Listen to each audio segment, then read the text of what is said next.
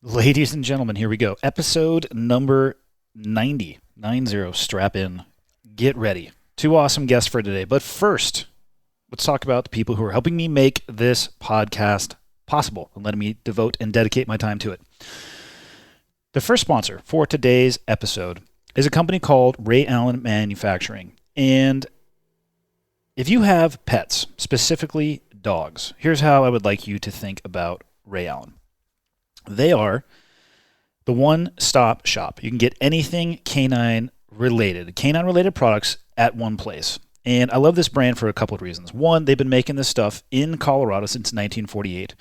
And they're sourcing the materials here in the U.S. whenever it is possible. And if you go to their page, rayallen.com, RAYALLEN.com, prepare to have your mind blown. What you're going to find on the landing page on that left-hand side is everything you could possibly need for your four-legged friend, assuming, well, I guess you could use them for a cat, but obviously these are for canines. I have 3 dogs. They are very different. We have a Rottweiler, we have a Golden Retriever, and a Mini Dachshund. The Mini Dachshund's the best, and this site allows you to go on there and get yourself a multi-cam tactical harness for your Mini Dachshund, which is how your dog should roll around. You could completely outfit your animal to look like a military working dog, or you could go the other route and get some very intricate leather harnesses, whatever your dog might need. They have everything from like training stuff that you're going to find for working dogs, bite suits, bite sleeves, muzzles, all that stuff, kennels so you can travel, collars. The collar one I actually really dig. If you have pets or you have dogs specifically, you know the deal. A collar that's too tight or too loose, it just sucks. What I like about a lot of these collars is they're tactical based, so the attachment points, you're going to find that they're quick disconnect, and that they are, looks like military hardware because it's based on military hardware. It's got everything from soup to nuts. Like I said, tactical gear, treats, grooming supplies, everything that you could possibly want for your four-legged canine friend. It's the one-stop shop. It's backed by exceptional customer service. They're going to do whatever it takes to make the customer happy, and they make dog gear for everyone. So I recommend you take a Mini Dachshund and turn them into a tactical working canine with their stuff. And if you go there and you use the promo code ClearedHot, one word, all uppercase, you're going to get 10% off. So go to rayallen.com, RAYALLEN.com, and do a little bit of shopping for your four-legged friend. This episode of the podcast is also brought to you by Onnit. If you've listened to the podcast, you've heard me talk about Onnit. They are a total human optimization platform, and they have everything from supplements to exercise programs to equipment. If you go to onnit.com/hot, you're going to know you're in the right place because in the upper left-hand corner will be the podcast artwork, and also in the middle of the page will be the podcast artwork. And across the top is all of their offerings: supplements, nutrition, fitness, apparel, a sales site, and then they have content. Not only do they have everything that I've mentioned, they have written content and video content as well. It's all really good. The landing page is comprised of the products that I use the most. MCT oil for my coffee, Alpha Brain when I want to have a little bit better cognitive function. It's nootropic. And then the Total Human packs for daytime and for nighttime. They actually have an Alpha Brain free trial, so you can click on that bad boy and try it for free for the first time. Now, onnit.com/hot, and you're going to get up to 10% off when you check out. So check them out. And lastly, thank you to War Dragons for sponsoring this episode of Cleared Hot. What is War Dragons, you may ask yourself? Well, let me tell you, okay? It is a 3D real-time strategy video game that you can play on your phone. There are over 150 different dragons. You can breed them, you can collect them in a game. Each of them has a different style for attack or a different ability or a different class of dragon. And for the month of July, which is coming to an end, and this will be likely the last ad with War Dragons for this special, War Dragons is partnering up with Stack Up, which is an organization dedicated to bringing military personnel, veterans, and civilian supporters together through a shared love of video gaming. War Dragons will match all donations that are made through the link in the game between July 4th and July 31st. So we're coming up to, by the time this releases, it'll be 9 days away, up to a maximum of $10,000. And if you are a donor, you're going to get an exclusive in-game portrait. Each week in the game, An in-game event is activated with goals for players and their guilds. Rewards are based on individual and team performance and may require team coordination to succeed. New events are often refined with player feedback in mind. So those are the highlights from the game. If you're interested, if you're into this type of thing, download War Dragons at, get ready for this, you might want to write this down, podcast.wardragons.com/cleared-hot on your phone or tablet for more details on how to participate. That is podcast.wardragons.com/ specifically cleared hot. Go check it out. It's a pretty fun game.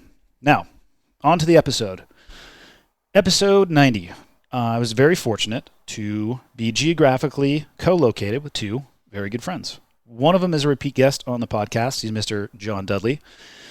He is a projectile enthusiast. I was going to say archer, but he also has a love of other types of ballistic, like long-range rifle shooting and short-range rifle shooting and pistol shooting.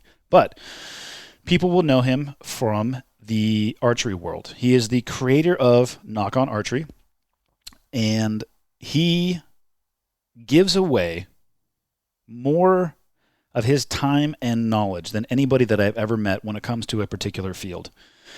If you go to his YouTube channel or you follow his School of Nock, it's a how-to, step-by-step, start your archery journey, which is a question that I have gotten recently over the last 2 years since he has shepherded me into the sport itself, or activity, however you'd want to look at it. And I'm not the resource to answer most of the questions that people ask me.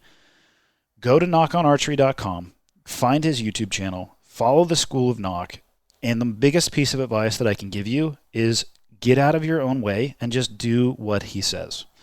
That's what I did, and it has been incredibly rewarding for me, and I'm actually able to be successful most of the time. So, he was a high-level competitive archer. He is I don't even know how to describe it. If an animal walks out in front of him and he has his bow, it's not looking very good for that animal. He's an amazing hunter. And just, like I said, a solid dude, one of the most generous human beings I've ever met with his time, energy, and knowledge. We were joined by Jocko Willink, and you all know who Jocko Willink is. I've been on Jocko's podcast. He's been on my podcast. This is his second time. The first time was actually with Dudley. For those of you who are going to pretend like you don't know who he is a retired SEAL. He retired, I believe, with just over 20 years in a wake-up call in the military, and probably is most well known for his time in service for being the task unit commander for a task unit bruiser, which was during the Battle of Ramada. And he worked, side by side with another name people might recognize, Chris Kyle. So Chris Kyle worked for Jocko. Post-military, though, he's an author. He's written multiple books, started with Extreme Ownership and then The Dichotomy of Leadership. Both incredible books. I can't recommend them enough. They both sit on my bookshelf right next to my desk. He has a children's book series, The Way of the Warrior Kid. He's got an incredible podcast, Jocko Podcast. He has a leadership company, Echelon Front. He does keynote speeches and engagements with organizations in every sector, business sector on earth. And what he's doing post-military, in my opinion at least, is far more impressive than what he did inside of the military. And I say that because the number of people he's been able to touch and the breadth and depth that he's been able to push the knowledge and lessons learned, it trumps, in my opinion, the geographical difference that he or any military service member is able to make with their actual boots on the ground. When I look at what I want to do in my post-military life, I use him as an example of what can be done, and it helps motivate me. And if you like getting up early, or if you, let me phrase that another way. If you like feeling bad about what time you get up, you need to follow him on any social media channel, and every day he's going to post a picture of his watch getting up earlier than you. And hopefully that'll either give you a kick in the ass or it's just going to piss you off. But either way, it might elicit some enhanced performance. And I just completely rambled. So let's just get into this and get into the episode. Episode 90 with Jocko Willink and John Dudley. Enjoy. Okay, got the red smoke. Gun run, north and south, west of the smoke, west of the smoke. Okay, copy, west of the smoke. I'm looking at danger close now. Come on with it, baby, give it to me, I need it. Okay, so round 2. Does anybody remember when round 1 was? No. Was it a year ago or was it under a year? Estimated a year ago. Estimated a year. Yeah. When we all met. Because my, I don't know what that bone in my throat is, but it's officially healed right now. Whatever the I don't know what the arm behind the neck, fist nice and gently under there with the full. Yeah. What move was that you did to my throat? That was a Noogie Ezekiel choke. Okay. Yeah. How did that feel? It actually, the worst part was I was kind of like, all right, I know something's going down, and I'm sure he's hearing this the same as I'm feeling it, but I just spaced it and forgot I needed to tap. Oh. You were like, this is a very, I forgot how you put it, but you just said this is a very, like, I don't even know how you said it, but it's like an abusive choke. Yeah. It's not a friendly, hey, like this is just a choke that you'll tap and your lights might go out. That was a good move. That's a kind of submission where you go, man, why, really? You talking about the Noogie version, which Yeah, I actually don't know. I know the gi version. Yeah, you basically grab your forearm, you put your fist in their Adam's apple. It apply pressure. And then you do a hard arch like free fall, and you drive your own sternum into your fist, into their Adam's apple. I mean, that sounds amazing. Do you know you broke my throat? Did I tell you it? No. You actually broke it. What do you mean? No, you broke that floating bone. I didn't want to tell you the next day, but like when we were skydiving and everything, I could barely talk. And so I went in when was it? First off, I started getting texts. I think I have throat cancer. Yeah. I went and got checked for throat cancer 3 months later because I'm like, I've got this growth in my throat, and it was triggering coughing. So he's so happy right now. Look how happy he is. I'm not happy. It's the most you've smiled ever, bro. That's horrible. So this was on. Hold on. We have to provide some context as to what exactly we were doing that evening. It was Intro to BJJ with Jocko, because that was the premise of the weekend. Yep. 3 dudes teaching each other what they're good at. Their crafts. Their crafts. So it started with Dudley teaching you archery. Check. And then I think that night was in the middle of me teaching you skydiving. Yep. Check. I had been doing jiu-jitsu. If this was a year ago, I had been doing jiu-jitsu for like 2 weeks, which was enough because it's amazing how little you have to do to be okay with somebody who doesn't do any. Steep learning curve. Yeah. So a year ago, we were at Victory doing an intro to jiu-jitsu, and I actually I'll say how this went down because it was awesome. We were done, and he said, I need to get some pictures. And you were sitting there thinking, and I could see that the wheels were spinning in your head, and you just sat down and you said, just attack me. and Dudley said, what do you mean? And you looked at him, you said, attack me, do whatever you want to. And that's how this began. I said, what should I do? And you go, you were about to say something, and I remember you go, it doesn't matter. Just do whatever you want. Just try something. Yeah. That's the crazy thing about jiu-jitsu. If you don't know anything, it's going to be a real problem. He was in Mount Bottom within 20 seconds. Yeah. Yeah. But Dudley was texting me, I think I have throat cancer. So did you go to you went to the doctor and they did I went in like, because during hunting season I was he loves this. This would be great to video right now. I feel like massive, like you've done a bunch of really cool things, give me a bow and put a bunch of time and effort, brought me up here to this thing, and I like almost killed you. Kind of cool. So yeah. So we were several hunts in, and I kept telling him, like, I just feel like this thing is growing in the back of my throat because we'd be walking that here. Yeah. Yeah, and I kept growing and growing. So finally, I told Sharon, I'm like, I don't want to freak you out, but I think you have throat cancer. So I went into a specialist, and they freaking shot this like Novocaine in my nostrils. It just stings like gas.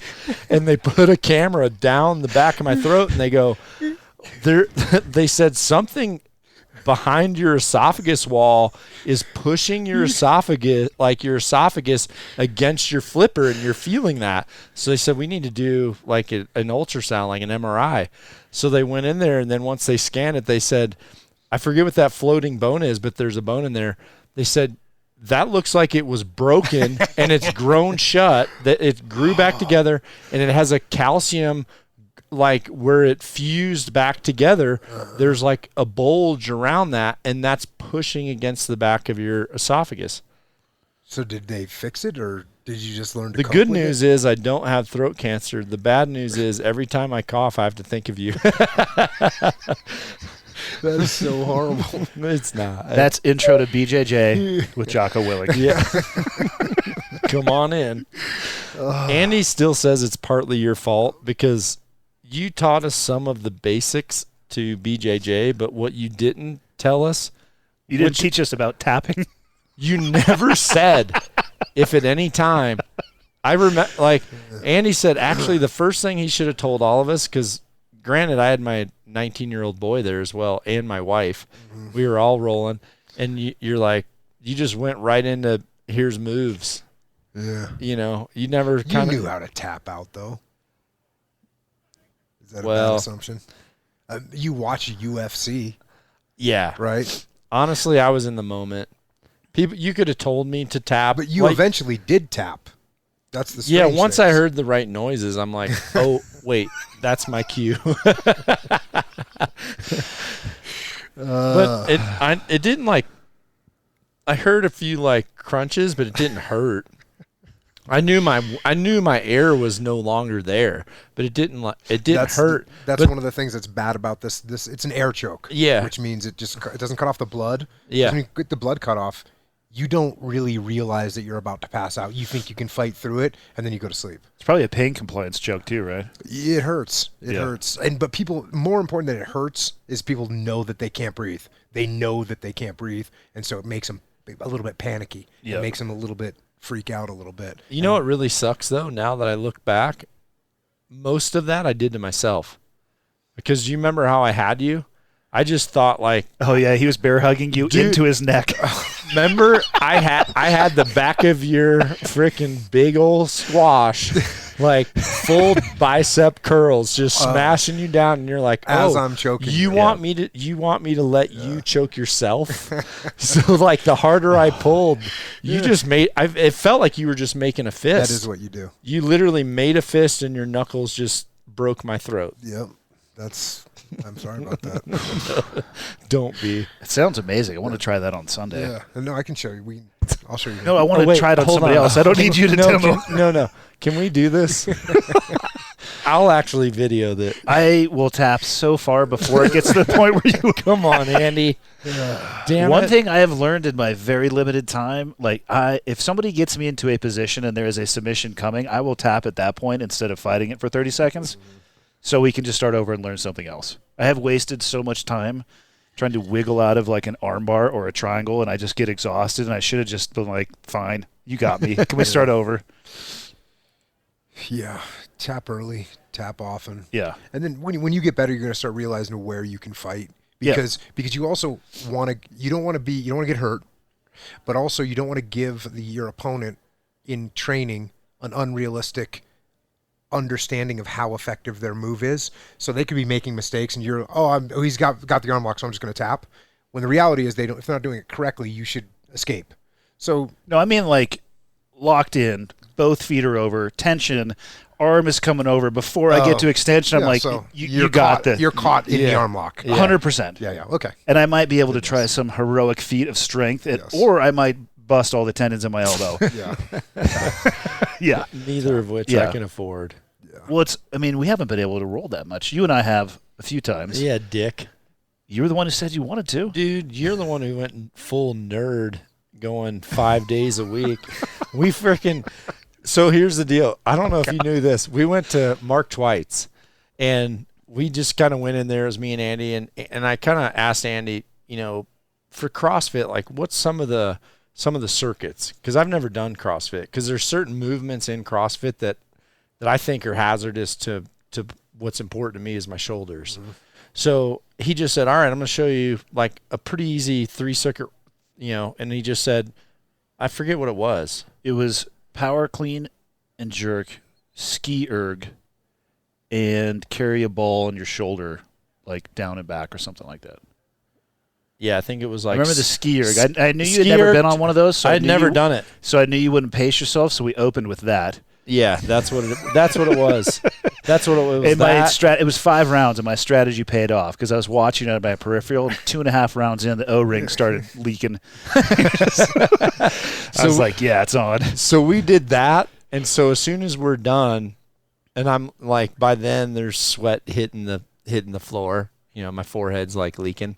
And he goes, do you want to roll a little bit? And I go, yeah, all right. And so that's you and level 9 berserker on you. Yeah, so that's... I did not. I kept you in. I was working on open guard the whole time. I didn't go crazy. Okay. I did choke him a little bit. That's when he made this ad for his page. That's Knock to choke. Knock to choke. Solid RNC just coming in, just.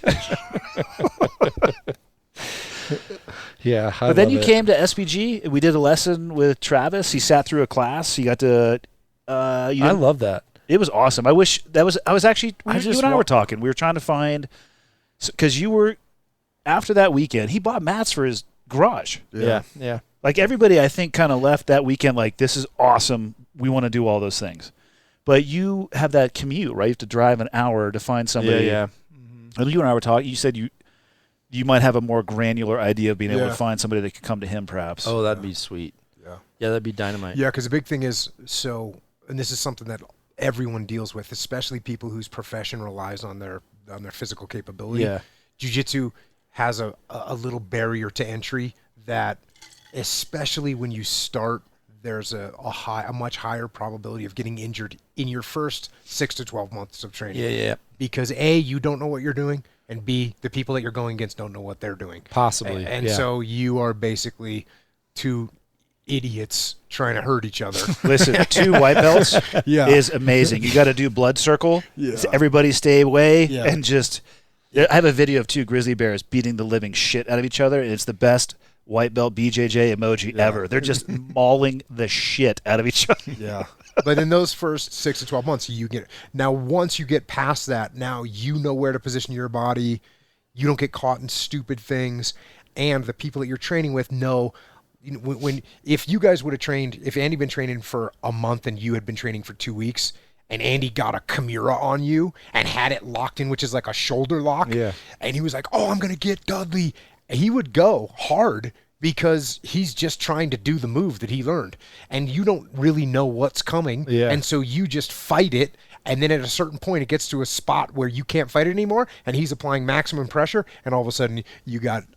No shoulder. Yeah, now I'm like, hey, Jocko, you got any, like, guest speaking spots? Yeah, because you can't draw a bow anymore. Yeah, me and my arm sling are going to show up for this. Isn't that your favorite submission? I heard somebody or somewhere, it might have been on Twitter, asking you what your favorite. Yeah, probably the Kimura. The Kimura, the guillotine, and then, like, foot lock and heel hook, probably. I struggle with finishing the Kimura. I can get it sometimes, but I still need to work on the correct angle. I can dial you in on that. Let's demo on Dudley. Dudley, fight it. Yeah. Well, hey, I'm in. Yeah. Bro, I do remember this because I don't remember a lot of you and me rolling, but That's talking great. about going level 9 berserker. You're like, it was that bad. I don't remember shit about.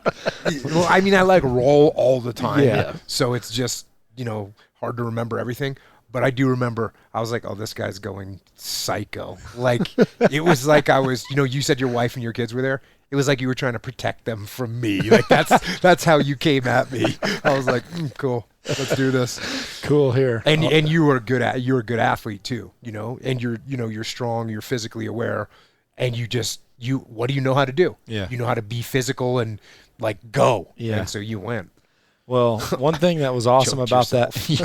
that, he laughs, and you choked yourself. The one thing that was awesome that I learned from that was your patience. I could tell that you waited until you felt me just starting to lighten up enough. Yeah. And then all of a sudden, I remember how slow your hand came in. Oh, the anaconda. Yeah, it came in like real slow. And as I was like still trying to essentially hold you tight enough to where you couldn't do anything to me, you did it to me. Yeah. I would be more of a python, sneaking in and getting tight. One of the things that's, the more experience you have in jiu-jitsu, it's very clear to see that what's important, what's not important, what you can fight and what you shouldn't fight. So you're going to come at me with this big storm of physicality. As a jiu-jitsu player, I used to call it lazy, but now people, instead of calling it lazy, I call it, I like to be efficient. Right? Yeah, that's a good term right? for it. Because what the reality is, hey, I'm going to be lazy. I don't want to fight against you. Yeah. I'm going to go, when I get done training with you, now I got to go train with, a bunch of really good black belts, and it's good. So I don't want to expend a bunch of energy. So you want to go nuts for what I know is going to be about 2 minutes and 15 seconds. And then when those 2 minutes and 15 seconds are over, you're just going to be breathing hard. Your muscles are going to be tired. And so cool. Now I'm just going to, I'm going to capitalize on that fatigue. Yeah. And you're going to expose some area of weakness. And so it's the same with anything, right? I mean, with archery, like, what's important to concentrate on and what you know you can't control and what you just let it go. Especially with teaching. Yeah. I know what's going to be the most efficient right now, and I know what's not important to talk about right now because it'd be overload. Mm-hmm. One of the things that I think is very clear is the fun we've had these last few days and the fun we had that, like, we can't make it 12 months before we do that. Yeah. Right? Well, all the activities for me are awesome, at least. Oh, because you haven't been able to jump. We've hit the wind tunnel. Yeah. But you're we've hit the wind geographically tunnel twice. isolated from probably a good DZ, so we have to go back and do a refresher, which means we probably should do BJJ round 2. Yeah. Well, San Diego is a spot, especially now with me and Jocko's new buddy Peter Attia. He's all like he's all in with archery. We could do some big time archery at his house too. Yeah. So and you're obviously digging the archery. Yeah. And I am digging jiu-jitsu and archery, so I'm in, like, let's just drop me an invite on the calendar. We'll just block it in. And Has he smiled more? I don't know if it's because he's so out of his element on this archery range, but he smiled more in the last 2 days than I've ever seen you smile anywhere. I've known Jocko for a while. I've seen him smile plenty, but he's definitely having a good time. Is it when people are like dying or suffering from his mastermind of like? Well, you hear that laugh exactly. right there. That certainly comes out in moments where people are just dying. Do you see? Yeah. It's been good. We should make it 12 months, but I mean, we'll be together in 2 months. Oh yeah. Is it actually? It's less than 2 months, isn't it? Well, it is. It's the 23rd. So September. Yeah. So we will actually reconvene for some epic podcasts up there as well. Yeah. Should we even talk about what we're going to do, or just leave it as a surprise? I think people know. I think the cat's out of the bag. Well, yeah, you told Joe. Yeah. Or you and Joe were talking about it on Yeah, Joe's show. and with Joe knowing it's coming up, I can guarantee you he'll have like No, he keeps secrets good. He doesn't ever say anything on the internets. no. And if he did, there's not that many people who are going to hear it. So Joe keeps awesome secrets, no question. But when it gets within 30 days of him getting to hunt, especially with like this camp coming up, he's going to, I mean, he could have like, who knows who. He could have some rocket scientist on, and he's going to all of a sudden talk about like, hey, have you ever heard elk scream? Right? a transition in the conversation, if you will. Yeah. I can tell it's fun because all of us have things that you have things that you do. You're super busy. You've got things that you do. I think all of us, when we want to communicate with each other, we like fire back, which is awesome. But we also know there's times when it's go time for what we do, and then there's like game time for when we're excited that we're getting ready to do something together. And that time's coming pretty damn close. And this total archery challenge that we did here, there is no better preparation for you for this elk hunt. And the fact that you feel like you're on scout again, like this is this is like white belt compared to when we go out there and this 700-pound thing is going to be screaming at you like some dude across the bar that thinks he's, I mean, right? He's just going to be like, and you're going to be so fired up, isn't he? Yeah, I'm curious as to what your reaction will be when you hammer one of those things and it goes down, and the smile, the chuckle, all of which, I mean, he's hooked. I mean, honestly, sure. I think he's hooked. I think it's a very fair and safe bet to say that our schedules in September will always be coordinated. That is affirmative. Right? Yep. I think that's a pretty fair assumption, regardless of where it is. At we'd some be point, idiots if we don't do that, to pass up that Yeah, opportunity. I And think- this gig too. Huh? Like this Total Archery Yeah. Challenge here, Yeah, here. in Big Sky. It's a good Yeah. tune-up. Yeah. It doesn't surprise me. You guys were talking, and Jocko's like, "Oh man, I'm back on patrol, and I love patrolling." I'd say, I don't know, 80% of this stuff has either a direct parallel to what we used to do or some peripheral connection. Trevor's a good example, right? Same background. Evan, Green Beret. We won't hold that against him. Tosh, Yeah. and they pick up a bow and they're like, oh, okay, shooting principles are the same. I get to wear camo. I get to sneak around in the woods, and the next thing you know, I get to kill something. they become very, yes, of course, I forgot about that aspect. They become very passionate about it. And I think so many guys coming from our background would just dive right in. As I was saying earlier, it's in a human being's, and then you corrected me. It's in most. I said it's in a man's DNA, right? I said I've met you some corrected me, betas. and you said there's some people that's not, but it's the same primal DNA that you have for me, jiu-jitsu. Oh, you're going to fight another human being until you realize which one of you is going to dominate and win and could kill the other one. And then that's the pecking order. That's the way it is. Hey, I'm making that big statement, but let's face it, that's the underlying fact of what's happening. Like, that's what's going on. Yeah. And then, so that's in your DNA. And the first time I ever got tapped out by someone, my gut reaction was, I never want that to happen again. I need to learn whatever that person knows so that can't happen, and so that I can do that to other people. And it's not the bullying aspect. It's just a DNA thing of, hey, I don't want to be dominated. I don't want to have some other human being able to control me. So that's not happening. So there's this thing that I can learn to stop that. Okay, great. So that's in your DNA. Fighting is in your DNA. Then this thing, you're going to stalk around in the woods so that you can kill your dinner. That's in your DNA. It's in my DNA. As soon as I'm looking down the sight at an animal, there's a totally natural feeling of, yes, this is what you should be doing right now. And that's, and I'm looking at foam animals right now, but that's what I'm thinking. I'm thinking, I'm going to sneak up to this thing and go get dinner. And that's part of a human being's DNA. And maybe some people let that slide, or maybe they don't want that to be part of their DNA in this day and age. I think it's... Or the comfort of the modern world allows them to forget. Yeah, yeah. So I think that's why some of those primal sort of, you can just get rooted to it immediately. And as soon as someone says, hey, look over here, this is something that your ancestors did, was stalk around the woods with a stick trying to stab an animal. That's what your ancestors did. That's what all of our ancestors did, that thing. And they had little special skills that made them good at it. They had front-facing eyes, right? They had hand-eye coordination.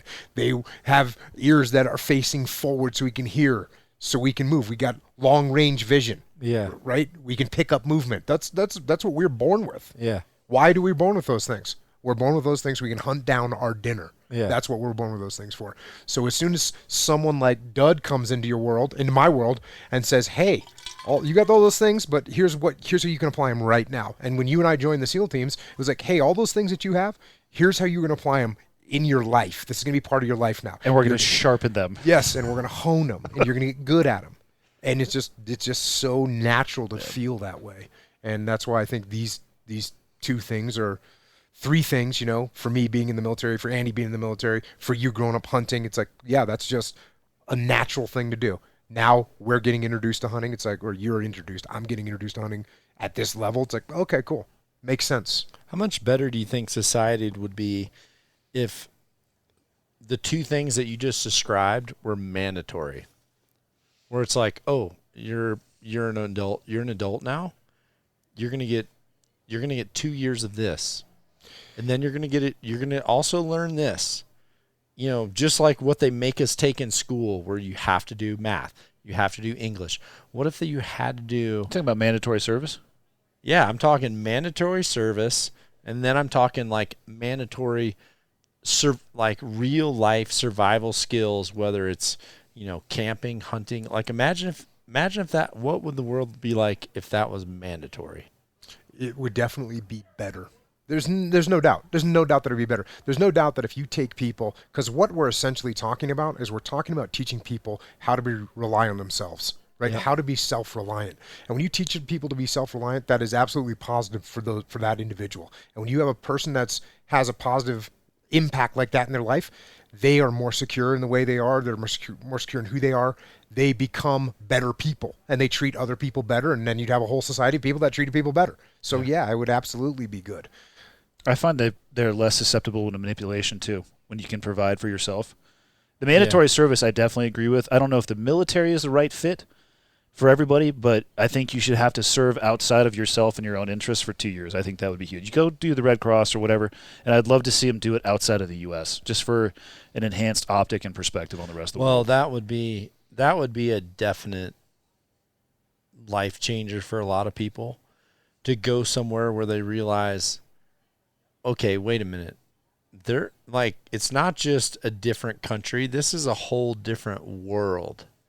That's the one thing that I learned traveling with the U.S. team. I learned that my privileges to hunt here in the U.S., that's not anything I can take for granted. Like, some people do not have that option in a lot of ways. And you can't, it's foolish for the people that love to do that love to hunt. Don't take that for granted, because you really shouldn't. You go to a different place, and those rights have been taken away. Whether you go to Australia and the guns are gone, whether you go they can to still England, hunt there, though. I was going to say, well, your wife came from overseas. Did she grow up around hunting at all? Yeah, actually she did. What are her thoughts on you going hunting after? She's all about it? She's fine. Yeah. That's awesome. Sharon is cool. Yeah. Well, Sharon's been exposed to it too. I've met some people from over the pond. They're like, "Why would you hunt?" It's like, "Ugh, I got to go." Yeah. I have an answer for they you, don't but get it. I have a limited time. Yeah. I don't personally hold it against them when they don't like it or don't get it. Like I've gone to. Well, yeah, that's their optic. I've flown through London Heathrow and my bag is gone, vanished, because it was camo. They're like, "Oh, this is a hunter? Freaking, that's gone." So, I mean, I learned years ago, don't travel internationally with a camo bow case. It's not going to get there. Use a black one. Make it look like a golf bag. It'll get there all day long. Yeah. But I get it. They don't know what it's like. It's not like, for the 2 years that I was living in Liverpool with Sharon, I never saw a deer. I never saw one. But as soon as she was at our house, she was there 2 weeks, and the garden that she tried to grow, it was dead because 20 deer a night were eating it. It's 100% a different situation. For sure. When you see a deer bounce off the bumper of your car, and in my dad's case, come through the windshield, the rack sticks in the windshield, the body knocks all of his front teeth out of his face, which he had orthodontics for like 8 years. Well, yeah, then in that case, he loves that. I just love your dad, man. He's awesome. I mean, I don't hold it against anyone in the EU that doesn't understand hunting, because why would they? They don't. It's not the same. It's not the same in San Diego. If you go by your house, why would any of those people know what it's like to be in Iowa, where 750,000 deer a year are killed? But you know what? They're still like and I won't even get the numbers right, but it's still like tens of millions of dollars of automobile damage insurance claims just on deer collisions. So it's a necessity. Regulation is a necessity. They would never understand it. Sharon does now. She's like, oh yeah, I get it. I'm totally cool with shooting hogs. I'm totally cool with shooting turkeys. I'm totally cool with shooting deer. There's other things where she's like, I'm good. I know you like that. I'll certainly eat it, if you bring it home, but I'm personally not going to go out and do it. But there's also things where she's like, yeah, I can, in my mind, I can easily justify the fact that I'm actually helping things by doing this. Yeah, makes sense to me. I mean, I have the same conversations with people who live in like downtown New York. It depends on your optic. Yeah. To them, I don't know. I would want to have a longer conversation about how their steak ended up wrapped at Whole Foods, but I just avoid it because to each their own. Dude, I was in New York. With Sharon and a mutual buddy of ours, Torsten. We were actually trying to meet Torsten at a restaurant. I feel that Jocko would love Torsten, actually. Yeah, he would. He's 150% German. Yeah. His sense of humor and personality is awesome. Yeah, it's great. So I'm trying to meet Torsten at this restaurant, and I'm looking at my phone, but because of the buildings, it's not picking up the signal of like where I need to go. And I'm 2 blocks from this restaurant. So I stopped a guy, and I said, hey, man, you from around here? He goes, yeah. I said, well, I kind of need help. I'm from out of town. Do you know where this restaurant is? He goes, yeah, I have no idea. And I'm like, okay. And he legitimately looked like he had no idea. I was like, no, I don't know where that is. Like looking at the name. And I'm like, okay, thanks. I walked past the guy and took a right. It was right there. It was a block and a half from this dude. He had no idea. It's a dead city, man. Yeah. Some people just never get outside their walls, and their walls may only be a few blocks. In a way, it's a bummer. Yeah. If people had a mandatory clause to go out, experience life outside of those walls, know what it's like to have a shitty situation for a few months at a time, know what it's like to where everybody around you have to work together. Otherwise, no one's going to have a good time. But if all of us do a little bit of something the same day, we're all going to have a good time. This will be a good time. I agree. The one thing I think is cool about Mormons, I think Mormons get a bad rap. This is going down the toilet. That's a great opening sentence. It has unlimited possibilities. Well, I say that because some of the nicest people I know are Mormons, and what I really like about the fact. Oh, the mission. Yeah, I think that's super cool because and I've hired several camera people that come and film hunts for me, and the stories these guys have, it's the best. When you're sitting there at night, it's totally dark, you can't sleep, and I'm like, tell me a story. And they're like, this one time I was on this mission trip in Peru, and the list goes on and on. And I honestly think that's why they're really good people, is because they've experienced these things. They've kind of like gone outside their nest for 2 years. They had to experience things without mom or, without the comfort of, someone being able to come and, being able to type in an Uber and then come get you. I think that's like critical. I think there's huge value there. I always think it's interesting, or I think the first thing that really shocked me about going overseas when I was a young guy in the military was when I went to the first place where you couldn't drink the tap water. And that is, in America, we completely take that for granted. Yeah. That the very liquid of life, water. Yeah. It just comes to us out of every faucet that we have. The majority of our body. You can walk out to the hose pipe in my yard and just suck on that thing and it's completely clean. Or any random park, drinking fountain. Anywhere, and you got this awesome water. And then you go overseas and there's a little sign. You're in a hotel, and actually in a nice hotel. Yeah. And there's a sign that goes above the faucet that says, don't drink this water. There's bottled water in the fridge. And you think, wow. And you're in a really nice hotel in a foreign country. Yep. And you say, wow, that's crazy. And then, you go down from there to a third world country where, there's no bottled water and there's no water from the tap. There's no tap. Yeah. And you got, that's the level of comfort that we have in this country that we should be very appreciative of, no doubt. And if you do travel overseas, you'll see that, and that will enhance your perspective. And it will, I'll go ahead and say, not just enhance, it will actually improve your perspective on life. And you'll appreciate simple things that we have here in this country and in other countries in the world where you go, yeah, this is we have it pretty good right now. No, we have it too good. I think it would round the edges on, I don't like the common terms, but the outrage culture, for lack of a better word. I think it would really round some of those edges. Like, what is it exactly you're upset about right now? Simmer down just a touch.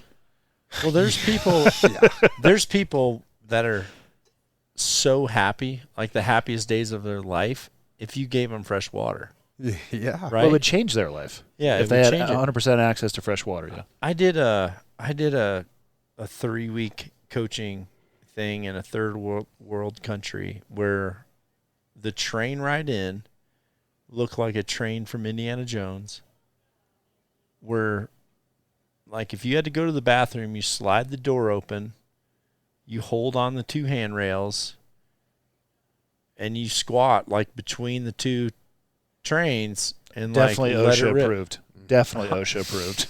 Good to go. And while that's happening, there's like farm animals on the train. Yeah.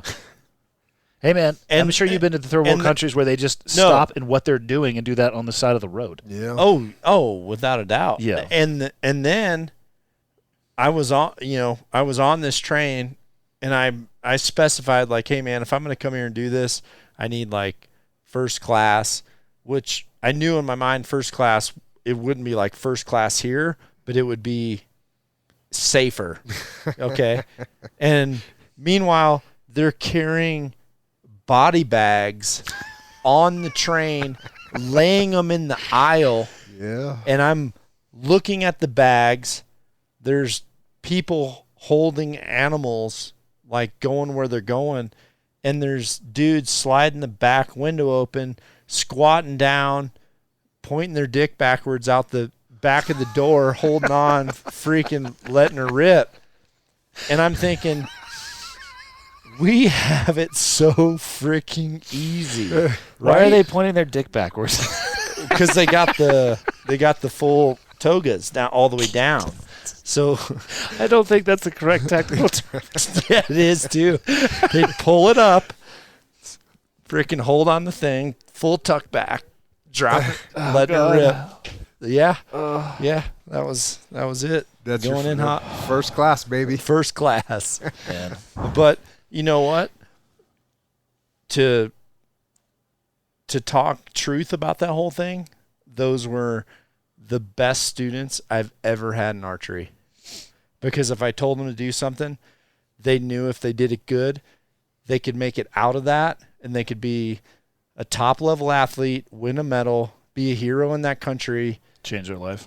Go from living in a cardboard box, stacked in a building that's got freaking bullet holes through it, to now they're living in an Olympic center where they get three meals a day and bottled water.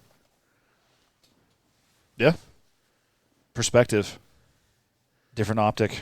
Definitely a different optic. That's a good idea for human beings to do, is to always try and understand what other people's perspective, even what you just did when you're talking about people that don't like hunting. Yeah. And you said, well, I just try and understand their perspective. They don't even, and even you said the same thing, Andy, a little bit harsher, but you said, hey, they just don't even understand where that steak in Whole Foods came from. Yeah. They don't ever connect those dots. And if you connected those dots, they'd put the whole picture together, and they'd see that hunting is actually the best possible way to do that. But again, if you don't take their perspective, all you do is just say, oh, they're stupid, they don't get it. And that doesn't improve anything. It just makes you angry, and it makes them angry. Well, Then you have great conversations together. Yeah. Well, from a hunting perspective, there's people that call me a killer because I go out and kill something and I eat it. But honestly, I feel way better about being out here. It's July. I'm training for September, and I've been training. I want to be efficient in September. In September, during that month, I put 90% of the food that's in our freezer, I put it in there in September. I'm still eating my bowl from last year. That's totally true. Yeah, that thing lasts a year. We just served 100 people that elk that me, you, and Barklow packed off the mountain here in Montana. Yep. Right? We just ate half-pound elk burgers, served 200 pounds of it, and it was because of the hard work that we put in. But I'm way, way more comfortable knowing that I paid the dues, I bought the tag, paid the price, shot it, did the training. Yeah. Were prepared. Yeah. Packed it out, and now I can share that wherever I may, and I know where it came from 100%. Like, for me, I'm totally down with that.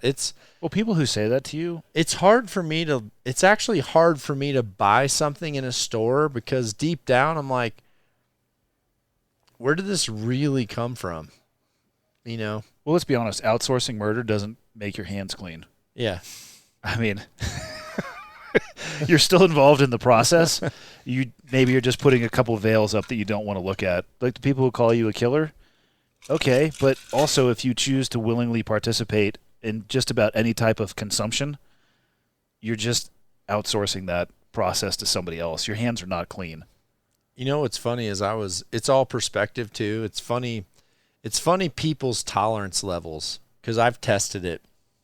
I tested it with before our bear hunt. Yeah.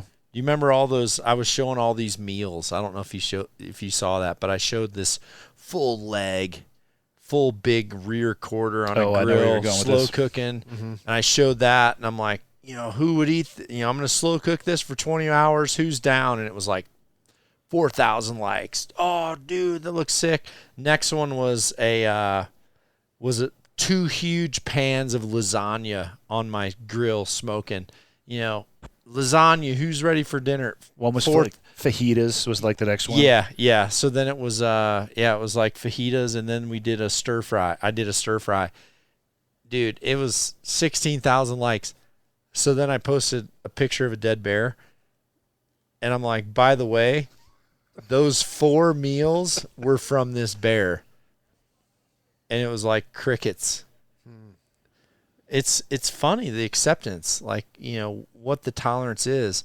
When I came here, when we pulled into Big Sky, I parked the trailer and I looked up. I've got that big, Knock on Nation flag on the bulk of the fifth wheel header. And I bet it has 1 million dead mosquitoes on it. And I thought, okay, I know there's somewhere that has a serious problem with hunters, and they dog hunters. They're full like PETA supporters, but they'll pull that fifth wheel all over this country for like vacation time, and they're just murdering millions of mosquitoes. So what's the difference? Is there? In my mind, well, I don't really think too much about this stuff. Like people that say Jocko's that like, they what don't did I like. get into? No, but people that say they don't like me for one reason or another, I'm not really super concerned about it. Yeah. I know that some people don't like me, and that's, none of us. Yeah, none of us. That's like, Bing. Yeah, I'm not. I'm not purposefully abrasive to people, and in fact, I generally am a pretty neutral person, and you can judge me, but yeah, I'm not too super concerned about it. People ask me about you all the time. They're like, hey, even my son Tyler, he's like, is Jocko going to be here? I said, yeah.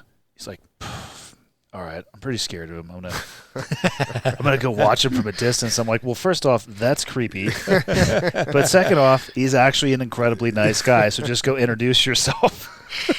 Yeah. Interesting. What were your thoughts on the event? It was awesome.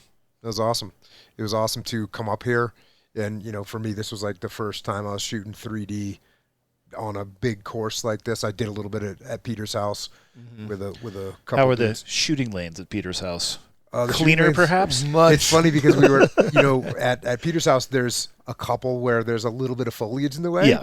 And, we're kind of, this is a tough one.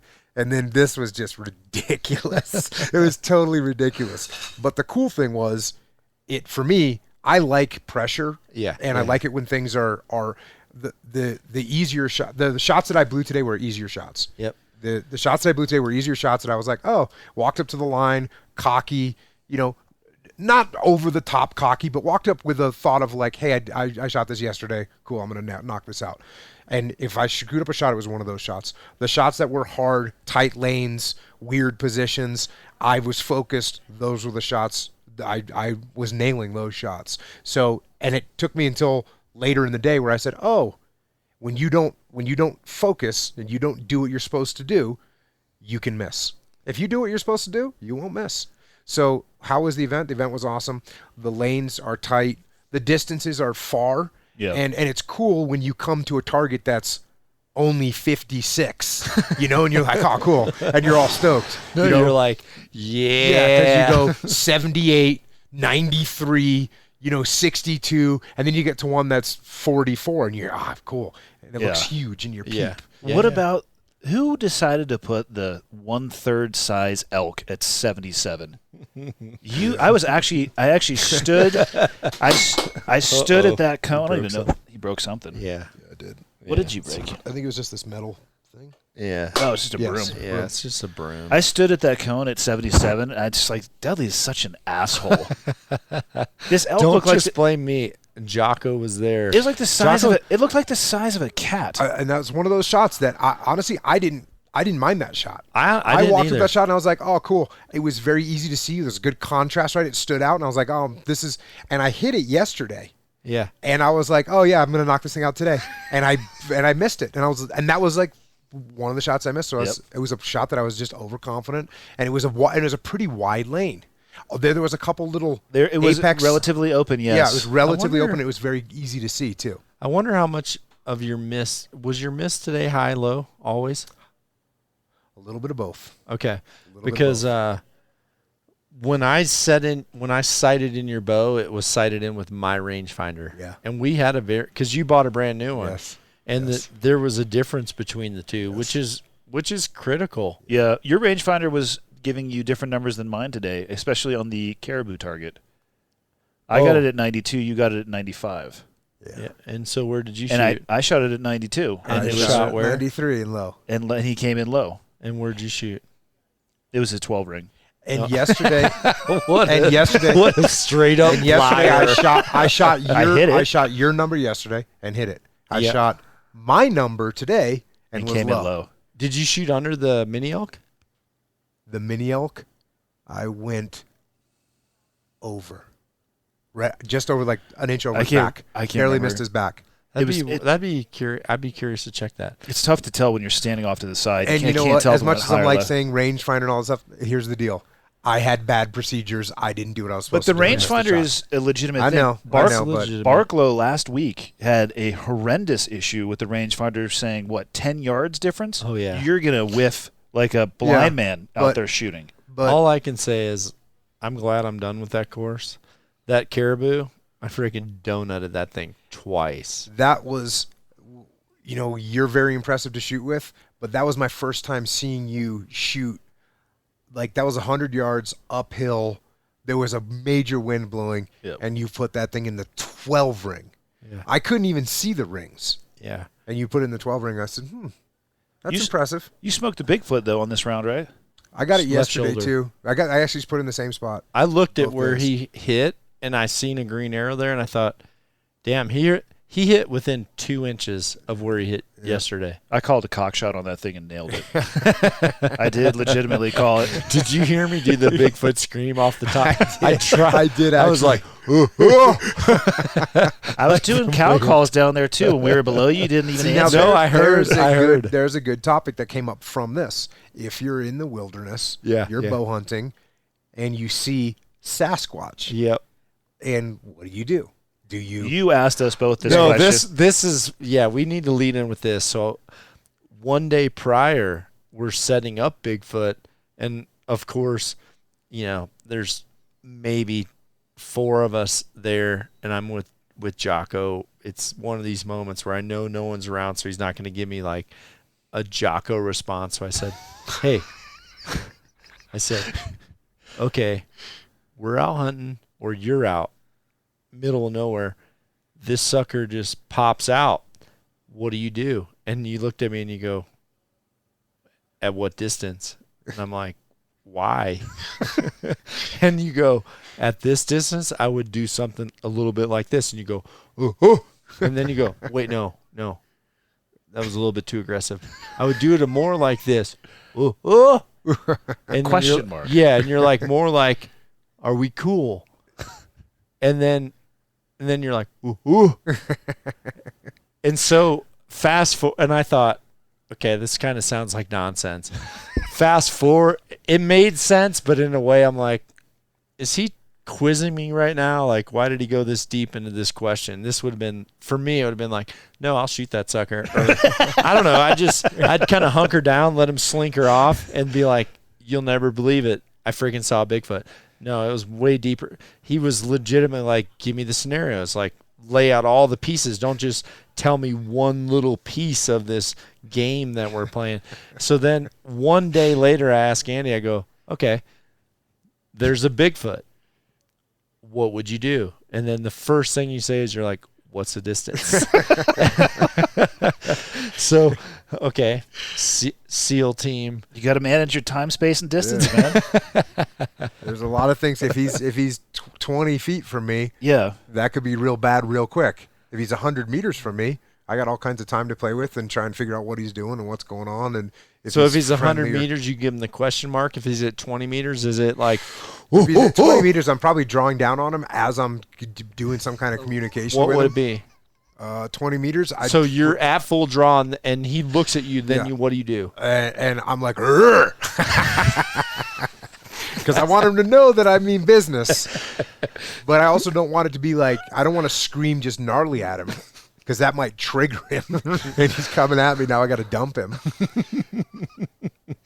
We're so far deep down this hypothetical situation. I just love that. That's what's awesome about us is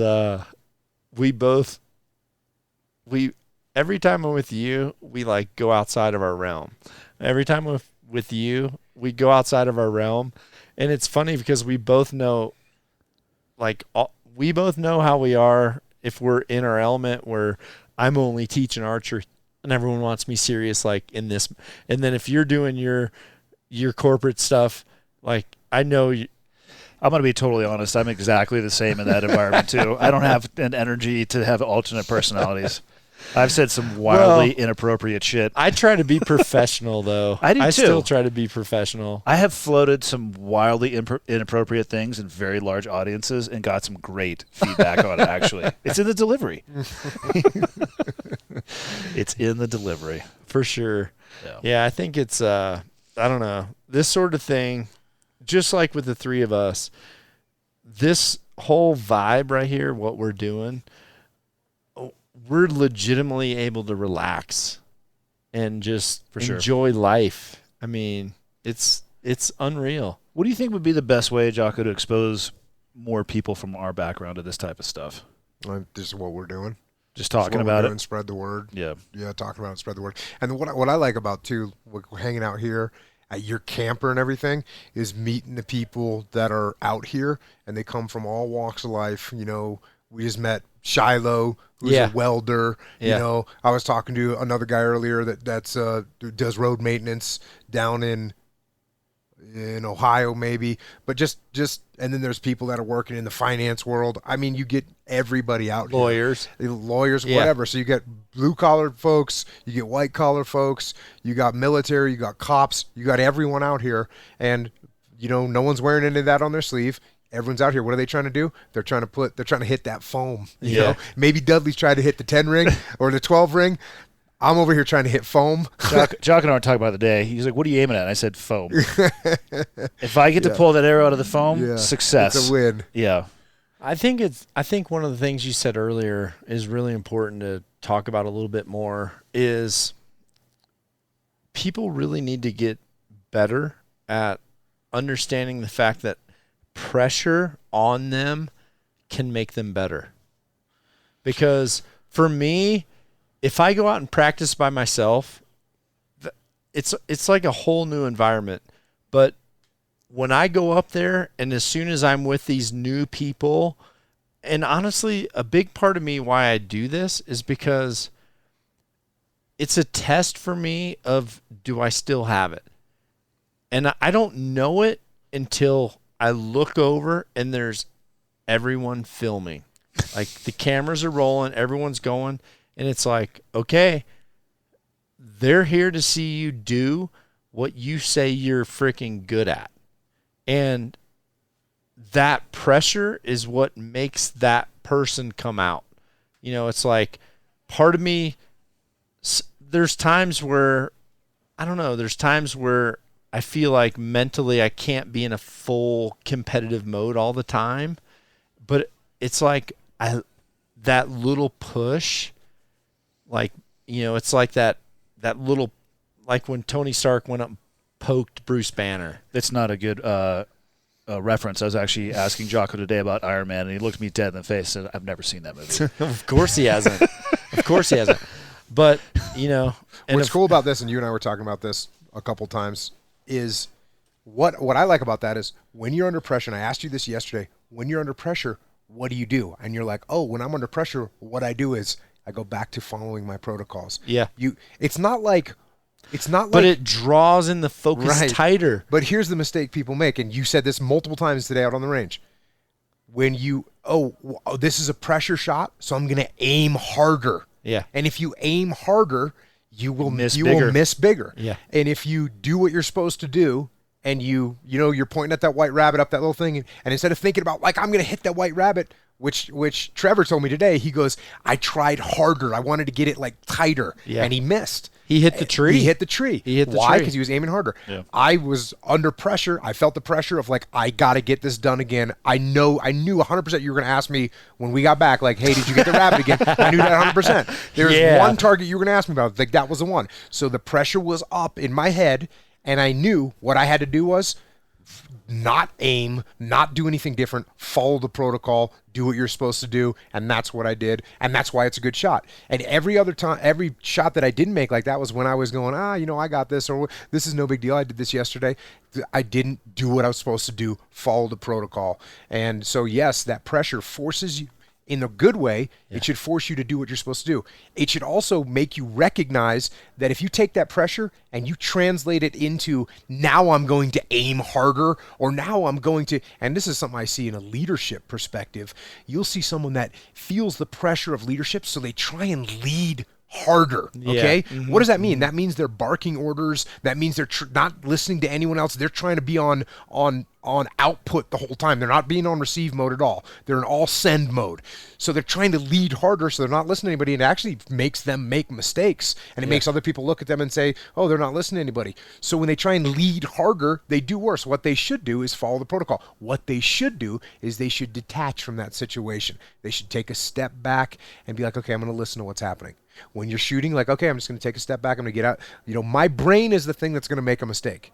My brain is the thing. If I tell myself to put my knuckle by my ear, it's going to go there. Yeah. It's when I let my brain start trying to say, fire that thing now. Yeah. That's when you make mistakes. So that's what I like about the pressure. It forces you to do what you're supposed to do. It exposes if you are going to let your brain get the upper hand on what you're supposed to be doing. If you're going to let your emotions, let me put it that way. If you're going to let your emotions and your adrenaline get control over what you're supposed to be doing, you're going to make mistakes. Or the majority. Do you remember on that caribou today, everyone was telling me what I should shoot it for? And I'm like, no. I'm going to step back. I'm going to go through my process, and I'm going to tell all you what I'm going to shoot it for. Mm-hmm. Right? Yeah. Because I intentionally often tell you the wrong distance. Yeah, never listen to anything you say. No, what you're talking about, though, is controlling the situation or letting the situation control you. Absolutely. Yeah. But 100%. I will say this. Stress inoculation and pressure, and I'm sure you both would agree, you cannot jump in. Your first day as an archer, to jump into everybody with their cameras up filming you, that stress would unwind you. Yeah, because you have pickles. Well, for sure. You have a breadth and depth of experience in that, and I'm not going to say inoculation. I think it's more you learn how to operate inside of that. I think that's a good word for it. I don't know. I mean, everybody has a limit, I guess. Probably the correct term is acclimation. Yeah. Like, but it's applied over time. Like your leadership, right, and the ability to lead, that's developed over a career. If your first day isn't, you might be different because you had prior enlisted experience, but you take an 01 from the academy and drop him in as a TU commander in Ramadi, it's going to be stand by. It's going to be problematic. Yes. Well, their ability to become overwhelmed is instantaneous. Something that you would waste no bandwidth on a decision, or like you would just like that's not even important. Get the fuck out of here with that. They'd be like, oh my god, I need an answer, and then it's over. Same thing as I'm sure. Just bring somebody on there, bring Evan to a Vegas tournament and be like, oh, by the way, you're shooting in this round of 5 this is actually the medal round. Go ahead and step up, and you're right in between the 2 world champs. Right. Well, you guys saw it. You know, it's actually hard for me because I 100% feel my best at what I'm giving back and what I'm doing. I feel my best when I see people doing great things based off information that I gave them. For sure. And what's hard is it takes acclimation for people to feel comfortable around me. And I know that. Like, I try to come in, I almost try to like soften the situation as fast as possible because I know some people feel extremely uncomfortable, and I get it.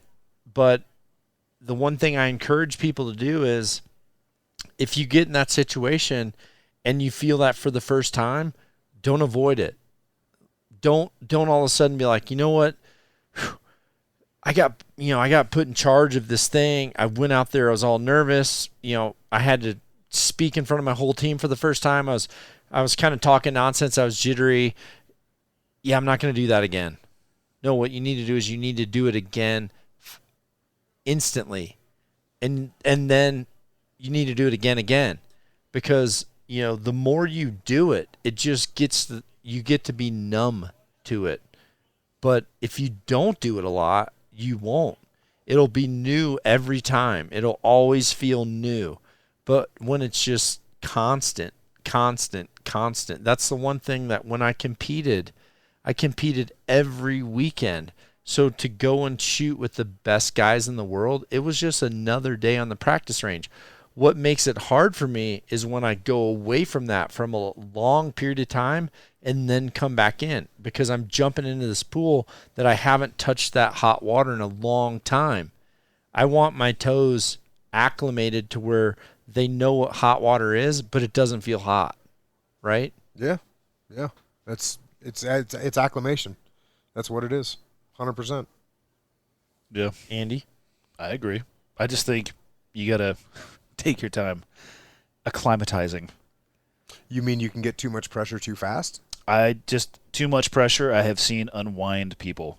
It's the proper application of pressure over time to build them up. So you're talking about as a trainer. Yes. Not as the trainee. And I guess you could say from the trainee, if you're getting overwhelmed, you need to go, okay, look, you need to back off. Probably more from the trainer's perspective. But from the trainer's perspective, hey, yeah. I'm not going to smash you with 8,000 things at once because you won't. You'll just fold. One of the most concrete examples I can give you that is when I was in second phase administering pool comp. Mm-hmm. Because I control when you are breathing, I can take this test from 0 to 100 in about 60 seconds. I will get your heart rate up, and you will breathe when I want you to. And I can take people, they're just done, right? There's only a limit that you can take. Or as an instructor, you can learn the finesse, and you can see a couple of the physical gestures of nervousness, the shaking. For me, it was the monkey paw. That was the first indication that you were getting ready to lose your shit. Their hands would freak, they would claw up, and then they would plant their foot on the ground. And if I applied more pressure in that moment, they're going to try to rock it to the surface. But maybe I go down and I take out the inhalation problem that's bothering them. They can come back from that. So I could force them to fail the test because I applied too much pressure, or I could back it off and actually get an idea. Because what is pool comp? It has nothing to do with diving. It's procedures. Yeah. Think of it as the most heinous diving test that has nothing to do with diving. You will follow the procedure whether you can breathe or not. If you deviate from the procedure, you fail. You fail the test 4 times. See you later. Have fun in whatever the rest of your journey is. Yeah. And it's all about pressure, controlling when they can breathe. I think it's more of an art than a science, for sure, as somebody teaching. For me, I have found, and I was surprised to find this, I think the most rewarding thing I do in my life right now is teaching. I love it. And I equate public speaking and interfacing with brands and organizations to be teaching more than anything, trying to impart the knowledge that I was super fortunate to have passed on to me. To them, I've been amazed at how rewarding I have found that to be. It's the most rewarding thing that I do. 100% for me. Yeah, well, coming here to like what we just did. You know, we came inside Andy's trailer and to do this podcast, but outside, I mean, we shot with 100 people today. That there's no better feeling for me than seeing someone to where as soon as they pull their bow back and I see their technique, I'm like, this guy's watched my videos. He's 100%, or he or she, they're applying something that I put out there and said, hey, here's how you do it. It's free. You put in the work and you're going to reap the reward. And I mean, it was dozens and dozens and dozens of people that were just these mirrors of 40 minutes that they could watch on YouTube. Yeah, so you and I were talking about this earlier. So I was like recording, it was probably my 3rd, maybe my 4th podcast, something like that. And I'll dig back and figure out what the actual item was. But there was an item that somebody had asked a question, and there was an item that I was going to answer this question. And I knew that in answering this leadership question, I was going to be giving away, for all practical purposes, a secret of leadership that I have. Yep. Some IP. And I thought to myself, you know what? Maybe, because, you know, as I teach leadership to companies, that's what I do. Yep. And so here I was going to just give this away to everyone that wants it for free, and it'll be out there forever, and anyone can take it. This thing that I figured out, and it's a good, powerful tool. And I was sitting there thinking, you know what? And part of my brain was saying, like, and I would say it's a small part of my brain was like, no, you need to hang on to this thing. This is like a little superpower that you can have, and you can. This is what your value is. This is a little nugget you can throw out where Yep. people are. You know, I've listened to everything Jocko's done. Yep. I've never heard that. And in a moment, you know, right, you know, this is almost as soon as I thought that little evil, weak thought, I thought to myself, I'm going to absolutely say this. And not only that, everything that I can possibly give to people, I'm going to give to them. If I think it and I know it, I'm going to give it away and let people have it. And there's a couple reasons why. Number one is, as you guys have both just said, there's nothing more gratifying than having someone send me a message that says, hey, had that issue at work, talk to my supervisor, you were right, 100% turntables, everything worked, thank you, blah, blah, blah. That's absolutely gratifying. The other thing is, here's the reality. It takes discipline and it takes effort to actually do what you're saying, John, what you're saying, Eddie, what I say. I can tell someone 100 times that, hey, this is how you do it. And there's still people that they refuse to accept it. They want to add their own little ego to it, and things don't work the way they're supposed to because, and you know, it's like John with you're like, hey, 95. And I'm like, cool, I'm going to go over here and dial in 93.5. Why? because hey, I'm thinking that I'm going to branch off a little bit right now because I shot for a day on the range, so I must be good to go. So I branch off a little bit, but it's not the right thing to do. And there's a mistake that's being made somewhere, and I screwed up one of the variables, and now we don't even know which variable it was because I threw another variable into it. Yeah. So was that possibly the variable? Absolutely, it could have been. But there could have been 3 other things, but now we don't know what they are.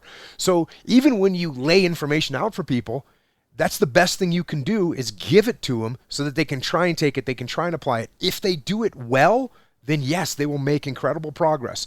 There's so few people that will put the time and effort into it that it's just a win. It's just a win to give it away. If someone wants to put the time and effort into it and they get it and they can run with it and they can take it and turn it into something great, man, more power to them. I'm stoked that they can do that. Yeah. I'm happy to see it happen. So that's when you were talking about that today, that's the exact same thing that I thought about. And I know that people take your stuff and repackage it, right? Yeah. Some people take what I say and repackage it and try and make it their own. Hey, you know what? There's two things that happen. Number one, fine, they're going to get the message out there. But number two, when somebody says what I say from like a surface level, anyone that talks to that person for 2 more minutes realizes that they don't actually understand what they're talking about. Yeah. They don't actually have the depth of knowledge. Yeah. So I could walk out on the line, on the archery line, and say, hey, you want your front hand to be loose, right? I could do that. Hey, I could walk out and say, hey, you want to get your nose on the line and not too much facial pressure, because I don't really know what I'm talking about. I could do that. But if that person talks to me for 30 more seconds, they're going to realize that all I'm doing, I'm just a monkey that's repeating what I heard. Your worst 100%. fear is a follow-up question. Yeah, exactly. And it's the same thing with leadership. Like if you ask someone about a leadership and they'll give an answer that maybe they heard me say or they read it directly in my book, and it's like it's good. It's a surface answer, and if the person can take that and run with it and it works for them, okay. They get that follow-on question, and all of a sudden you can see someone, and you can see what they do is they try and pull modules of information together and put them in place, and they just don't fit right, and it's really obvious. You know what I call those people? The people that look at all your information, but they really don't apply it. But I call them assholes. Yeah. Check. It's just they ask and ask and ask, and you tell them the same thing because, hey, Granny's recipe for her cinnamon buns that were freaking awesome, Granny's recipe doesn't change. She's going to tell you, this is how I do them. Oh, wait, you tried it and it didn't work? Oh, you use baking powder, not baking soda. I told you to use baking powder. If they ask Andy something, me something, you something, things that we feel confident in giving a response to, we tell them the same things. But sometimes they realize, oh, wait, Jocko tells me if I really want to get strong, I need to also incorporate squats. Well, I don't like that. I'm gonna do like the bench thing, and I'm gonna calf raises. Yeah, I'm gonna do the calf raise thing, and I'm gonna do the pull-ups, and I'm gonna do the kettlebells. But the squat, I'm not cool with that. So then he comes back and he says, hey, what should I do for legs? Well, you got to do squats. And then guess what? He goes and he does like leg sled. Yeah, you know what some people do, this is a similar thing, is people look for the advice that they want to hear. Yeah. So if I ask you, hey, how many arrows a day do I have to shoot? And you're like, hey, you got to shoot 30 to 50 arrows a day. And I'm like, God, that's too many. I don't really want to do that. And I go, Andy, how many arrows do you think I need to shoot? And he goes, oh, probably 20. Probably 15 or 20. And I'm like, cool, that's what I'm going with Andy. Just and then it doesn't work, and you come back to me. That's the advice I wanted to hear. Yeah. And that I see a lot of people that do that. They look for the advice they want to hear, that they preconceive is the right advice, and it matches the narrative that they're trying to fill their world with. And you can find somebody. We can Google on the internet someone that counters everything that any of us could say right sure. now. Yeah. Whether it's what to eat, how to work out, how to shoot. 6-minute abs, dude. 6-minute abs. No matter what you say, there's somebody that is saying something the opposite. So if you want to find the bad information, or if you want to find information that matches what you think, just look. Cool, go get it. Yeah, just Go keep get it. looking. You'll find it. You'll find it. Why do you think so few people are willing to put in the time and effort? It's hard. It's hard. Some of it's hard. Some of it's lack of understanding. And one of the biggest obvious obstacles to the reason we don't want to put in time and effort is ego. It's ego. From a leadership perspective, it's like, hey, I really don't, I don't lead that way. And this is one of the things that I see from my company. So we work with a lot of different companies. The companies that want us to come in, the companies that say, hey, we need help with our leadership. First of all, the companies that are saying that, those are companies that are almost always doing well. They're almost always doing well, and they're like, hey, we're doing pretty well right now. We want to do even better. We're at 80%. We want to be at 100% capacity. They're not in a crisis. They're not in a crisis, and they're wanting us to come in, and they're humble. So that right there says that they're humble. That's why they want help. Yeah. Sometimes we get brought in, let's say, by the board of a company that says, hey, this company's losing money. They're failing. We want you to go help their leadership. We think it's a leadership problem. And I say, oh, it is a leadership problem. So we go in there, and what do those people think? That leadership thinks it's, hey, we don't really need you. The problem We're that's gonna going let on. you come in because the board said we need to. The board told us, but listen, you don't know what the problem is. The problem is the market. The problem is our competitors. The problem is actually the board itself, which isn't giving us the right funding that we need. So the problem isn't us. So we're doing everything right. Now, I know we're losing whatever, $1.5 million a month right now, but that's not our fault. It's the fault of the market. It's the fault of the competitors. It's not our fault. So they're not looking to change their leadership. Yeah. And those are the people that are going to be a problem. So if you, John, have someone that says, hey, I'd like to shoot with you. I really don't need any coaching though. Like, how much are you going to be able to help that guy? Yeah. You're not going to be able to help that Never. guy. If you say, hey, I noticed that you do this, he'll be like, well, I like to do it that way. Well, you could All say, right. and you could say, hey, that's cool. Just so you know, I've been shooting since I was 14 years old, and I've got multiple, world titles under my belt. And, this is a really good way. And here's the actual reason why this is better. And I could look at you if I got a big ego and say, yeah, but for me, it's different. And that's why I, range at 93.5 and not 95. Do you ever get companies that'll hit you up and like, hey, do you understand leadership in this sector? Yes. Yeah. That's a very common opening question, and the very common opening answer is, hey, listen, leadership is the same in every sector. I know. I chuckle. I don't actually chuckle out loud when people ask me that, but it's like, yes. If you come to me thinking that the leadership in your sector is unique or a unicorn, Yep. here's a fistful of red flags that you might want to take a look at. Yeah. You've got a bunch of human beings that you're trying to get to do something, and you're trying to get him to do it in the most efficient and effective way together in a unified way. That's going to be the same, whether it's a SEAL platoon, whether it's a financial company, whether it's a manufacturing company, whether it's a construction company. It doesn't matter what it is. What you've got is a bunch of random humans that you're trying to align and move in one direction, and they're going to have the same resistance. And there's different types of people, and every person is different and every person is the same, right? So in a SEAL platoon or in a C-suite of a company, you've got the same cast of characters. You got this guy who's an egomaniac. You got this other person that's a slacker. You got this other person that's got a really open mind, but is just a complete scatterbrain. Like, you see these common characters all the time. Yeah. And then how are they all going to fit together? Because those common characteristics, those common traits, those common people that you see over and over again, each one of those people is also totally radically different from any other human being in the world. So that's what you're dealing with. You're dealing with this dichotomy of people being similar, but at the same time, everyone's different. And you probably see that with coaching people. Like, when you look at me, you go, he's one of those guys. You see the way I pull back, whatever you saw the first time you saw me pull back, you said to yourself, oh, he's one of those guys, right? He's one of those guys. And then you watch me for a little while and you go, okay, he's also got this little idiosyncrasy that Jocko does. He does this, he does that. But you have me in a broad category, and the first time you saw Andy shoot, you're like, oh, he's this kind of guy. And you see someone else that's super nervous. You see someone else that's super tense. You see someone that's too relaxed and lets things slide.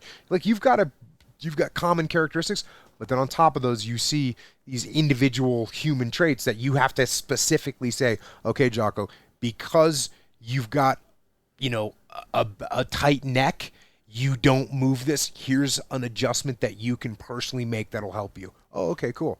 You know what I think is important about that is there's times where you try to bring people in that are a specialist in that field, and sometimes they look at it, and if they're really, really good, they don't have to help you. If they help you, it's because they want to. And if they want to, it's because they know that you're willing to accept what they're getting ready to teach. With both of you, when I watched Andy for the first time, I'm like, this guy listens and he applies. When I talked about that team in a third world country earlier, those were some of my favorite students because they would do the same thing I said until they bled. Because in the end, they knew if I put this to work, I'll make the team. I'm going to make a better life for myself. I'm going to get out of this, cardboard box that my family lives in. And they were probably happy living there. But with you, it's the same way. It's like, you know what? If I've got this guy that hits me up out here on the range and he goes, hey, are you doing coaching? And I'm looking at him and he's told me that he watches my videos, but yet he's only doing 50% of what I've said.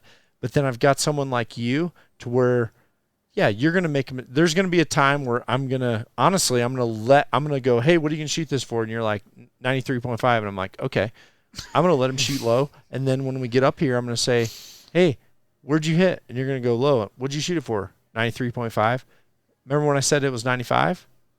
And then you're like, yep. Yes, I do. Yeah. Yeah. So That's the finesse of the instructor. Yeah. But what's so important about this is people that ask for help.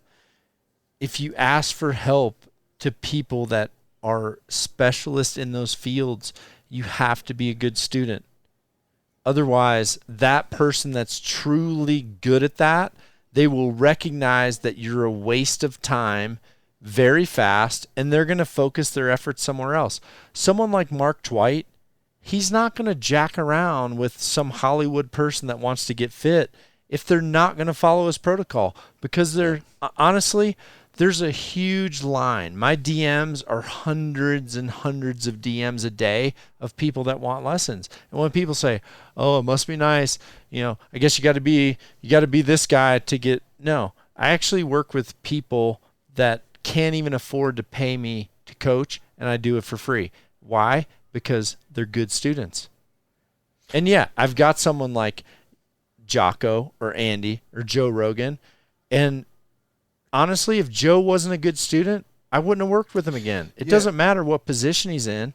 The thing is, he's a great student, and he's 100% committed to being a progressive learner in any field that he's at. By the way, you also give the information away to every human being on the planet that has a freaking internet connection. Yeah. That's what you do. Yep. You didn't say anything. As a matter of fact, I heard you say 5 times to different groups, "Hey, I've got a video called this. This is what I say in it."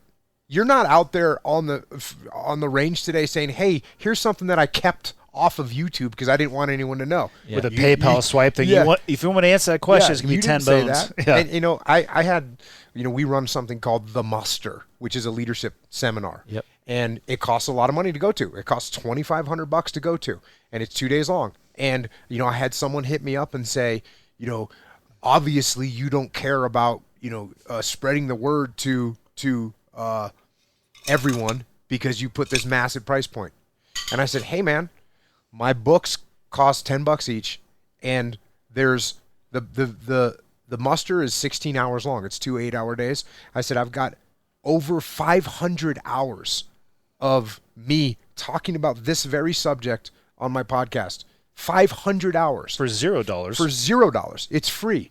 And if you listen to that, if you listen to those 500 hours, I guarantee you'll have everything that's in the muster, all of it, and you'll have more. Now, is there some element that you're at the muster and you're live, just like is there some element to coming here? Yeah. Yes, there is. Yep. There's absolutely something to 100%. it. But if you have the open mind and you really want to learn, you can get an incredible amount for free, and that's what you're doing.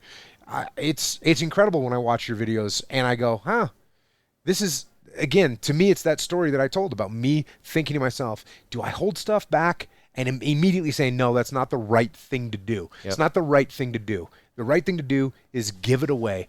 Give everybody what you can, and don't worry about it. It'll come back. It'll come back in a better way down the line. And that's what you've done.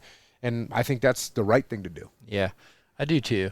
And what happens is when you have the muster, or if I go and do a seminar somewhere, like the 3 of us were all in San Diego when we went to Pacific Archery. Right? Performance archery. Yeah. Performance archery. But when you're in that environment and you hear the same thing, your motivation is at a higher level. Yeah, when it's live. Yeah, when it's live, it's just like, hey, Guns N' Roses' Appetite for Destruction was an awesome album, right? You go to a GNR concert, Yeah. it's the same songs, It's the same songs, but and it's different. and but, there is something. But you have to like yes. the music, and you have to want to hear the music, and then when you go there, you're like, oh yeah, this is it. It's a different. I always talk about in jiu-jitsu, if you learn an arm lock from one instructor, they'll teach it one way and they'll teach some details. Another instructor will teach you the same arm lock, but they'll point out different details, and another instructor will tell you the same arm lock with even more different details. And they'll all do it a slightly different way, but one of those ways will be best for you. Well, we all learn in different ways, and we all observe things from different angles, or absorb things from different angles. You've had to describe things to me in the same thing. You're trying to tell me the same thing, but you've had to tell me 3 different ways before I said, oh, okay, I got it. And there's been a couple times where I said, wait a second, are you trying to say this? And you've said, yeah, that's a good way of describing what I'm trying to tell you. Yep. Like, okay, and I just couldn't comprehend it. I had to put it in some stupid, like, team guy language that I could understand. So when you're talking about, when you go to the muster, you get a different angle. You get a different. You learn it from a different angle. And it's interactive. It's interactive. All the other mediums you talked about are receive only. Yeah. And you have the chance to at least I'm assuming I haven't been to one, but raise your hand and ask questions. Yeah, absolutely. What I've seen you guys post doing jiu-jitsu at the muster. What do you guys do? Because I have to assume that the vast majority of people there have no experience. It turns into, there's, I would say 1/3 of people, maybe a little bit more now. There's a lot of people that listen to my podcast that do jiu-jitsu. Shocker. So a lot of people start jiu-jitsu after they listen to the podcast for a while. So a lot of people that come to muster listen to the podcast. So there's a lot of people that are, within 12 to 18 months of they started jiu-jitsu, so they got a foundation. Some people have never done it before, but they want to get into it, and that's kind of their introduction. So what we do is the second night of the muster, after dinner, everyone comes down and we get like 5,000 to 7,000 square feet of mats. We get a massive mat space, and we break it up into 2 groups. People that want to train and choke each other go over here, and then usually myself and Dean will do like an introduction to jiu-jitsu, or Echo and I will do an introduction to jiu-jitsu, and Dean will teach like an advanced kind of seminar to people that want to learn a little bit more. And jiu-jitsu is another great, like, you can learn a lot from watching a YouTube video about jiu-jitsu. Do you break people's throats? I told you that you will not die or get throat cancer from training with me. That was a rare occasion.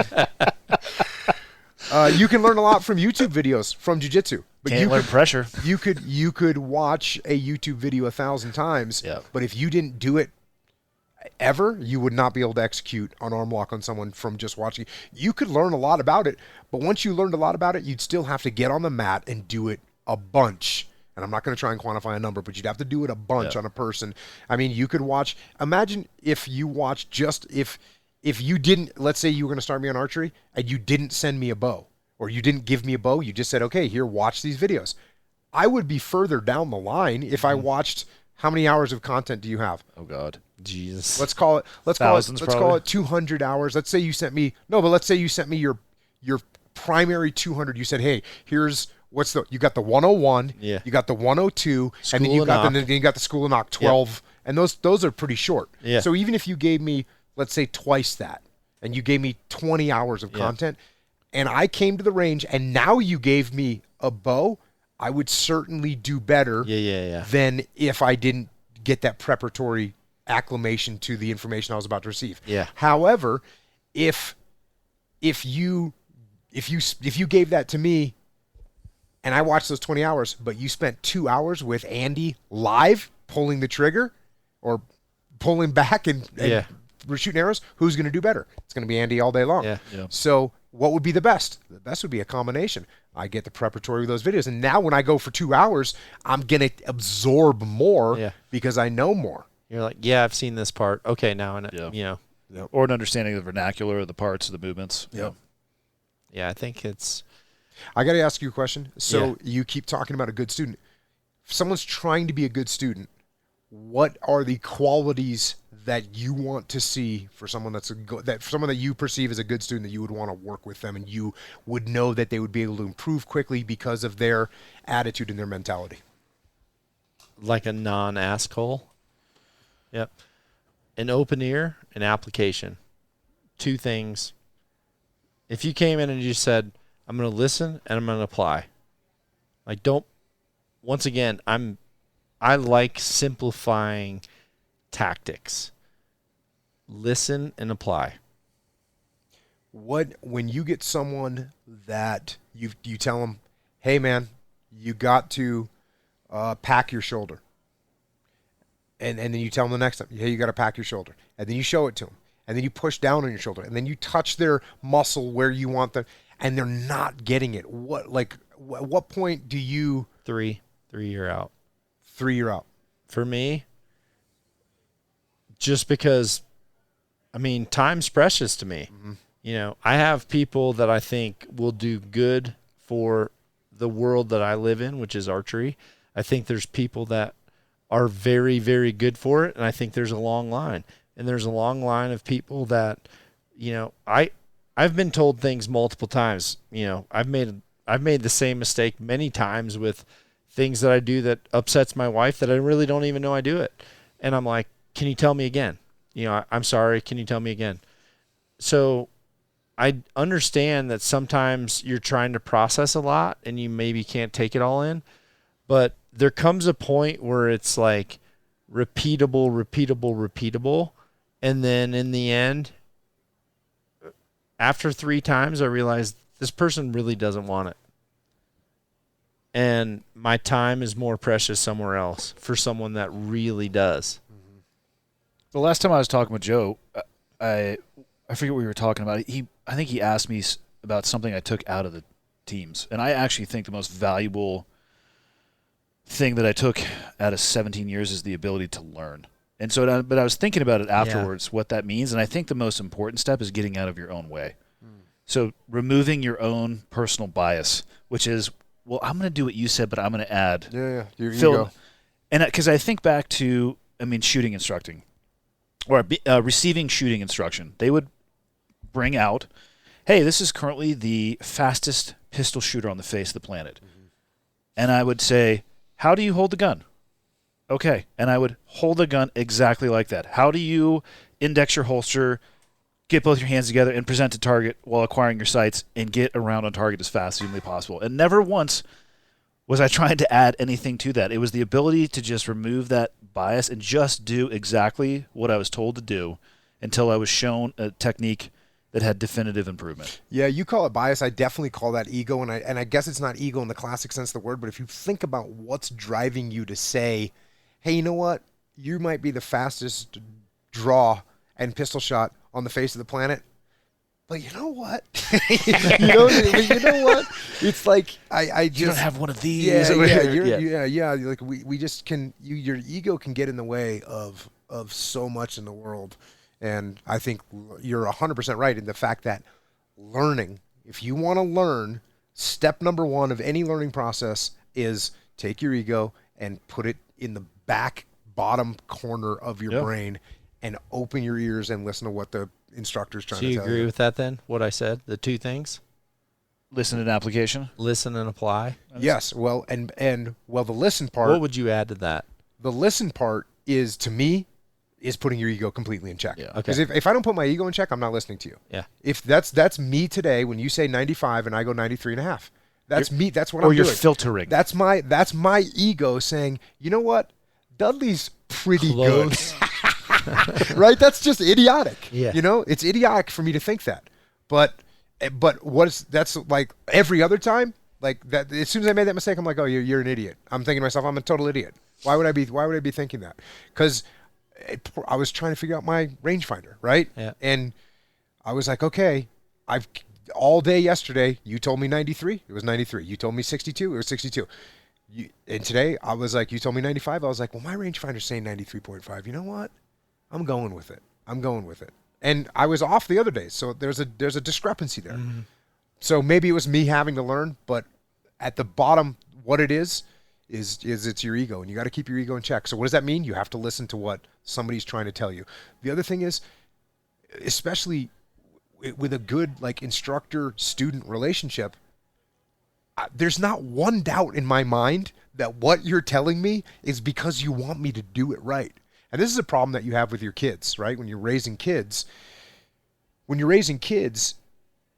you know exactly what your damn kid should do to have a better life, right? I mean, you know it. You know, you're like, listen, kid, if I knew what I knew, if I knew, if I knew what I know now when I was your age, I would own the whole freaking world. So I'm just going to tell it to you. What you need to do is this, and you need to do this, and you need to do this.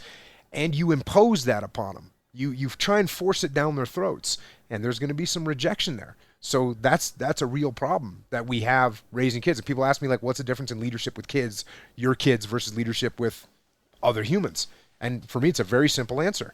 There is no difference in the way that you want to lead your children. So if I got a platoon of SEALs and I've got a mission that I want to do, I'm going to explain why we're doing it so they understand. And if you got kids, when you tell them to do something, you want to explain why it's important. You just don't say, shut up and do your homework. You say, hey, listen, you need to do your homework. Here's the benefit it's going to give you. Here's where it's going to get you in the long run. Here's where it's going to put you in the future. It's going to make you smarter. By the way, the best weapon that you have as a human being is being able to think and think faster than other human beings and be able to see things that they don't see from a mental perspective. So what I'm trying to get you to do is build that brain power so you're actually you can contend better with the entire world. You're in competition with the whole world. Every other human being is trying to take what you've got, and the best weapon you've got against them is your mind. So I want you to develop that.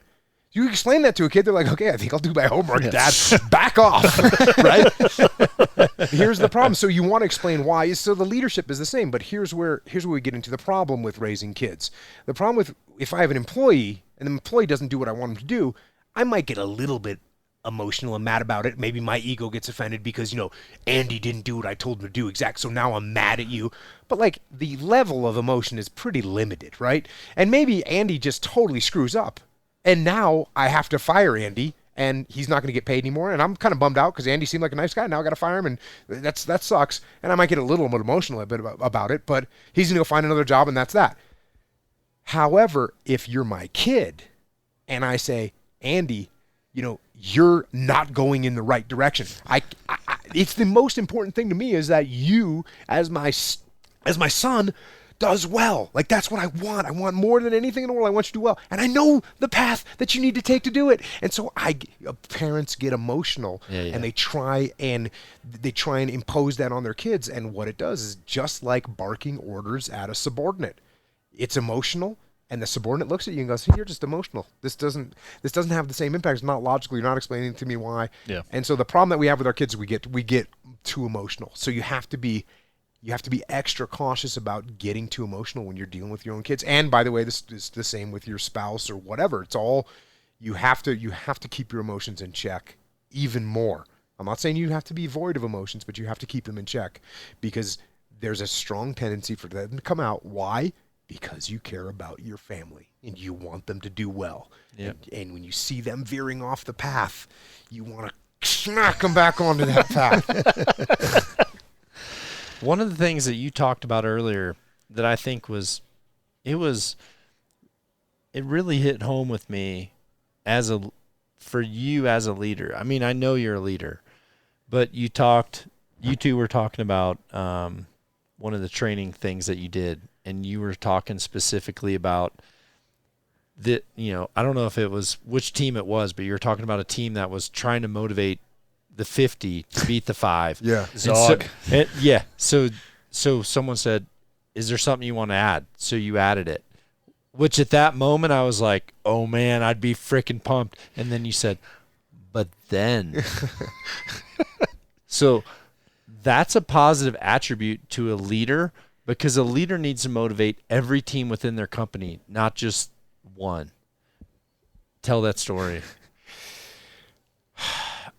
There was a task unit that had been going through training, and this was in the SEAL teams, and I was running the SEAL training, and the task unit didn't perform the way it was supposed to perform during the land warfare block of training. They ended up failing the FTX phase, which the FTXs are like simulated operations. They failed it. They didn't do well, so they got what's called reloaded. They went back to San Diego. They had a little bit of downtime, and then they had to come back out to our land warfare training facility and go through it. And actually, Andy was the training officer at the SEAL team at the time, and the senior enlisted guy said, hey, Andy, can you come out and like give us some help? Because Andy's a very good tactical leader, and they needed some help with their leadership, and so there was a great move. Hey, let's get one of these guys that has a lot of tactical knowledge and is a good tactical leader, get him out here to help the whole troop.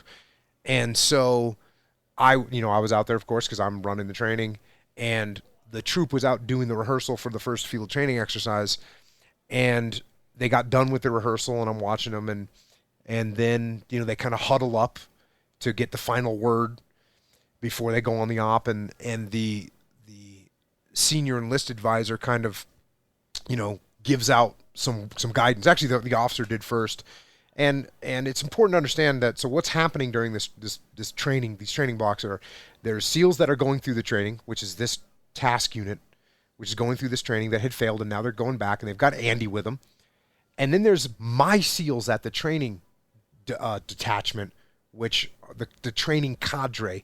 And these guys are essentially role players that dress up like bad guys and go out in the field and fight against the SEALs that are going through the training. So there's the guys that are going through the training, and there's the guys that work for me that are going to fight against those guys. They're going to pretend to be bad guys. Yeah.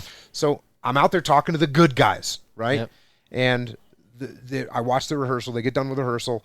The officer puts out some word, hey guys, we need to stay on point tonight. And then the senior enlisted guy, who's a great guy, he says, hey, listen, we need to lock it on. We need to crush this target.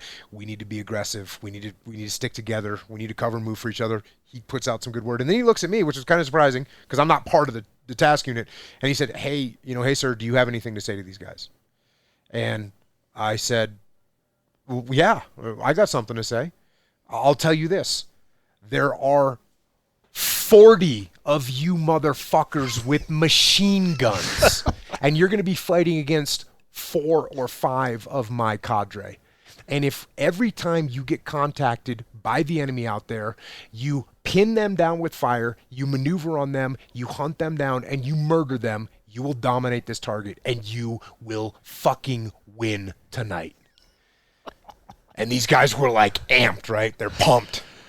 And they walk off, and the senior enlisted advisor, he kind of hangs back, and he's like, bro, that was legit, man. You got the boys fired up for that. And then I look at him, and I say, wait until you hear what I'm going to go and tell my guys to do. I love that. Because I would go back and tell my training cadre, I'd be like, all right, listen, these guys already failed once, and now they're out here thinking that they're going to kick your ass. And if you don't bring the thunder, and I would give rewards to my guys if they could get inside of a perimeter, inside of a friendly perimeter, and so basically it's night, everyone's on nods, and one of my training cadre would sneak into a small perimeter of 40 SEALs inside the perimeter, inside friendly lines, which should be completely, and then they start shooting people from inside the perimeter. It'd be total chaos and mayhem. Imagine a just shit platter. That's what happens if somebody gets inside of a perimeter and just hoses you from the inside. Yeah, because then if you picture in a perimeter, everyone is 360 degrees security. Everyone's facing outboard, right? Yeah. When someone gets in that perimeter and starts shooting, now you've got 360 degrees pointing inside. So they're all shooting at each other. It's a total bloodbath. Scariest environment imaginable. Yeah, so I'd give 48-hour liberty if you could get inside perimeter. I'd give 72-hour liberty if you could get me a body. I wanted you to snatch a prisoner and bring a living SEAL back to me. Like, I had all kinds of crazy things, and my guys would go out there and bring it. And the thing is, it's important because there would be 4 or 5 of these guys. But here's the deal. Just like insurgents, they know the terrain. Yep. They know the tactics. They don't care about the tactics. They don't care. In the SEAL teams, we stick together. Like, we'll try and keep, at least me and Andy are going to stick together. Like, as much as we possibly can, we're going to stay with a shooting partner. Even better, we're going to stay with a fire team of 4 people, right? That's great. It gives us a great advantage. But there are certain times where it's a little bit of a disadvantage because you can't move. The Mujahideen fighters, they don't care about that. They'll go off solo and just run into a building with a grenade and an AK-47. They'll kill 2 or 3 people. Here's the other thing. The enemy doesn't care about human life at all. They do not care about human life. They don't care if... To include some of their compadres. They don't care about them. No, they definitely don't care about each other. They don't care if they have a blue on blue. They don't care if they kill. They don't care if one of them die. It doesn't matter. They're getting martyred. It's fine. Whereas for us... I mean, clearly, every single one of our guys, if we lose a guy, it's a fucking travesty. And so that's what you're up against. You can go out, you kill 5 of those guys, that's great. We come back high five. We go out and one of our guys gets killed, and it's a heartbreaking, catastrophic, horrible, horrible thing. And that's the same for any American service member. Like every American service member, when you compare the value that we put on human life compared to the value that some random Mujahideen fighter puts on human life, they don't care. They don't care about women. They don't care about kids. They don't care about their compadres. They don't care. It doesn't matter to them. Yeah. And so, since they have no value on human life, it doesn't matter. It doesn't matter if they lose someone or not. It just doesn't matter to them. Whereas for us, man, we love our comrades. We love our brothers. We love the American way. What's the American way? The American way is that we want to, have a family and build a life and be comfortable and life, liberty, and the pursuit of happiness. That's what we want. And we want it not just for ourselves. More importantly, we want it for our friends. Yeah. So when they take it away from one of your friends, it's a travesty. Yeah. And so that's what you're up against. You're up against a situation where they have nothing to lose. We have everything to lose. Yeah. And it's a hard game to play. Yeah. The harder that training cadre fights against the guys who are probably their friends, the more prepared that they are. Yeah. I think Deep down, Yeah. that's still your brotherhood, and it's preparation. his rewards, though, motivated his people. I think I told this story on the first podcast the three of us did together. We were out on SCI, and we were doing military operations and urban terrain, unless they've changed the names again. And his training cadre is insane. They'll do a fullback dive at your ass, and we're shooting simunition rounds at each other, which is wax bullets that don't feel awesome. And is that when you took some to the mouth? Yeah, to the lip. We're on the second story, and we're clearing through, and I remember we're up, there's this open, concrete over it. It's like a large deck area, and there was a door.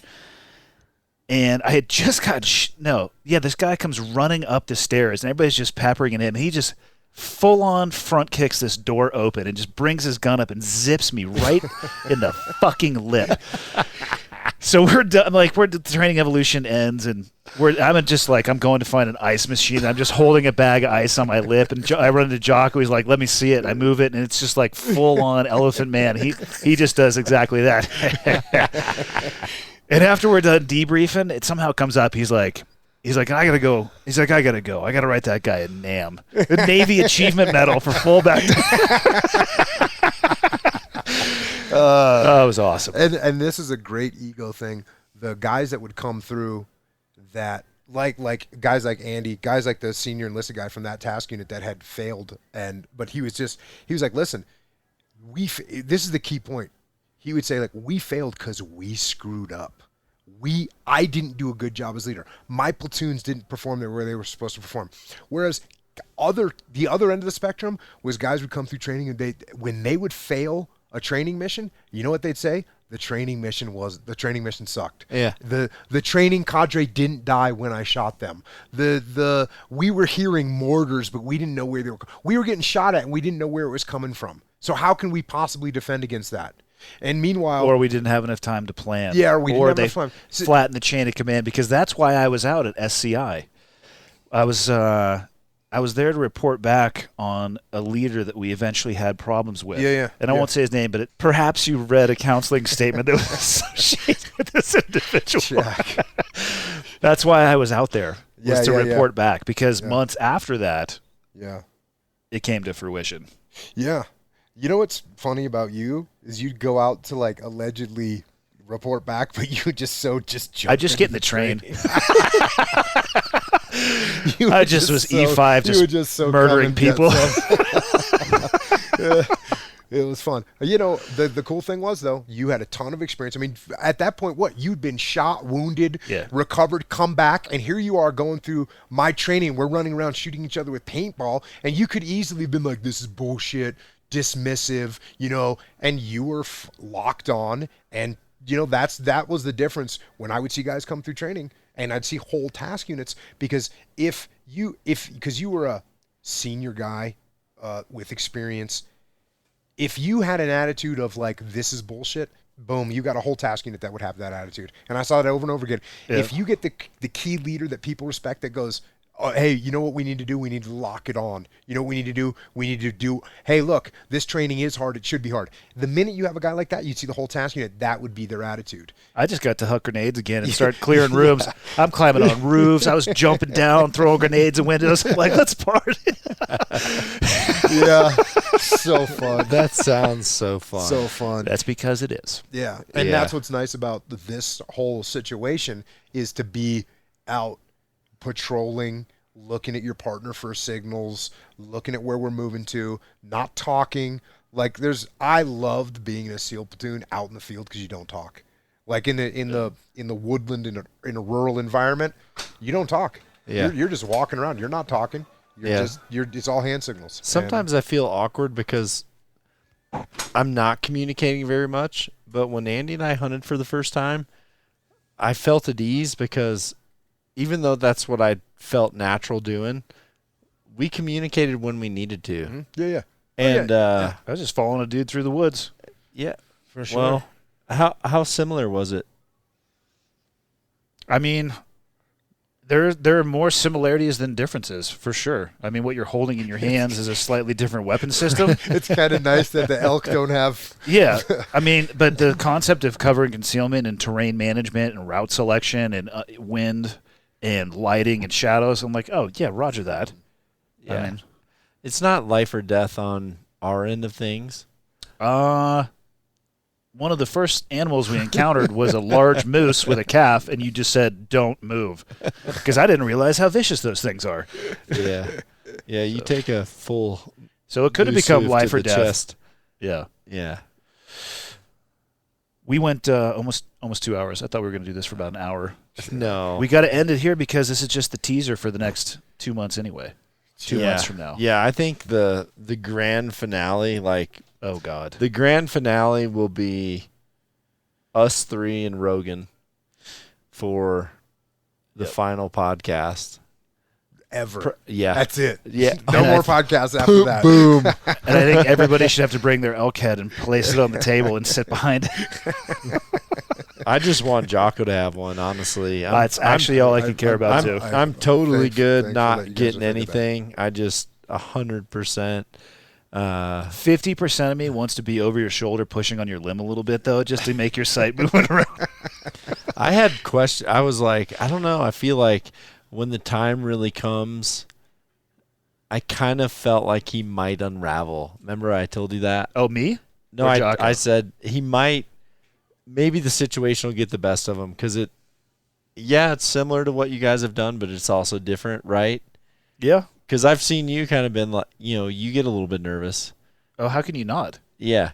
But I don't know. He was pretty clutch this weekend, man. Yeah. Like now I'm thinking, Hey, man, it's all fun and games until it's got 4 legs and a I feel heartbeat. like we're going to punch this thing. Like we're going to punch God. this sucker out. Like we're going to punch this tag.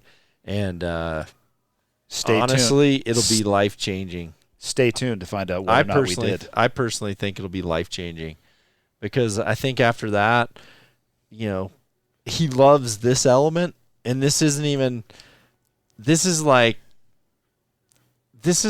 when you start football practice and all you've got on is a helmet and shoulder pads. It's the first this 3 is- days of practice. This is the first 13 years of when I was in the SEAL teams, and I didn't lock. I locked and loaded my weapon like 3 times for real. Yeah. And it took 13 years before I pointed my weapon at a bad guy and pulled the trigger. That's 13 years of me shooting at 3D targets or whatever, silhouettes, paper yeah. targets and pop-up targets and whatever. So, I think once the real thing happens, it's just, man. And going back to what we said, that's why from a teacher's point of view, my time is precious. Your time is it's like our most valuable commodity, right? That's a great saying. no doubt about it. And if you really get an opportunity to be with someone that's great, and like for me, being around Evan Hafer, being around Tom Davin, it's like I don't want to talk. I just want to listen. Like just like throw a nugget just to get them on topic, and then just Sit back and absorb from these guys that are masters at what they do. And if you really listen, it'll change your life. And if you don't, it won't. Like there's no way around it. Well, as we were talking earlier, you said listen. I said you said listen. and apply. You said listen, apply. You said Get out of your own way. Get out of your own way. And I said, keep your ego in check. And all those things are basically the same. Yep. The same concept. Mm-hmm. Yeah. So let's keep the egos in check. I know I will do my best. I can't wait to see your face when there's just, in real life, ripping bugles, because I have a feeling your smiling muscles will be sore. It's only at that time where we'll really know how many teeth Jocko has. Check. Looking forward to it. Thanks, fellas. That's it for this week. Thank you again to War Dragons for sponsoring this episode of Cleared Hot. You can download War Dragons at podcast.wardragons.com/cleared hot on your phone or tablet. Remember, for the month of July, which is coming to a close, War Dragons is partnering with StackUp, an organization dedicated to bringing military personnel, veterans, and civilian supporters together through a shared love of video gaming. Download War Dragons at podcast.wardragons.com/cleared hot on your phone or tablet.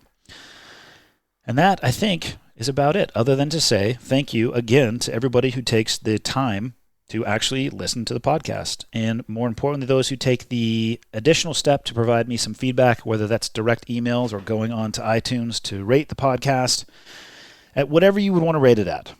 And then there are other people who enjoy the podcast and they want to help me fly the flag, so they will buy some of the apparel, which, by the way, has now been completely restocked. It was out for a bit because I'm an idiot, and I didn't realize that the quantities were at 0. So if you're interested in that, you can go to clearedhotpodcast.com and click on the shop tab, and you're going to see some pretty simple shirts, which work perfect for me because I'm a pretty simple guy.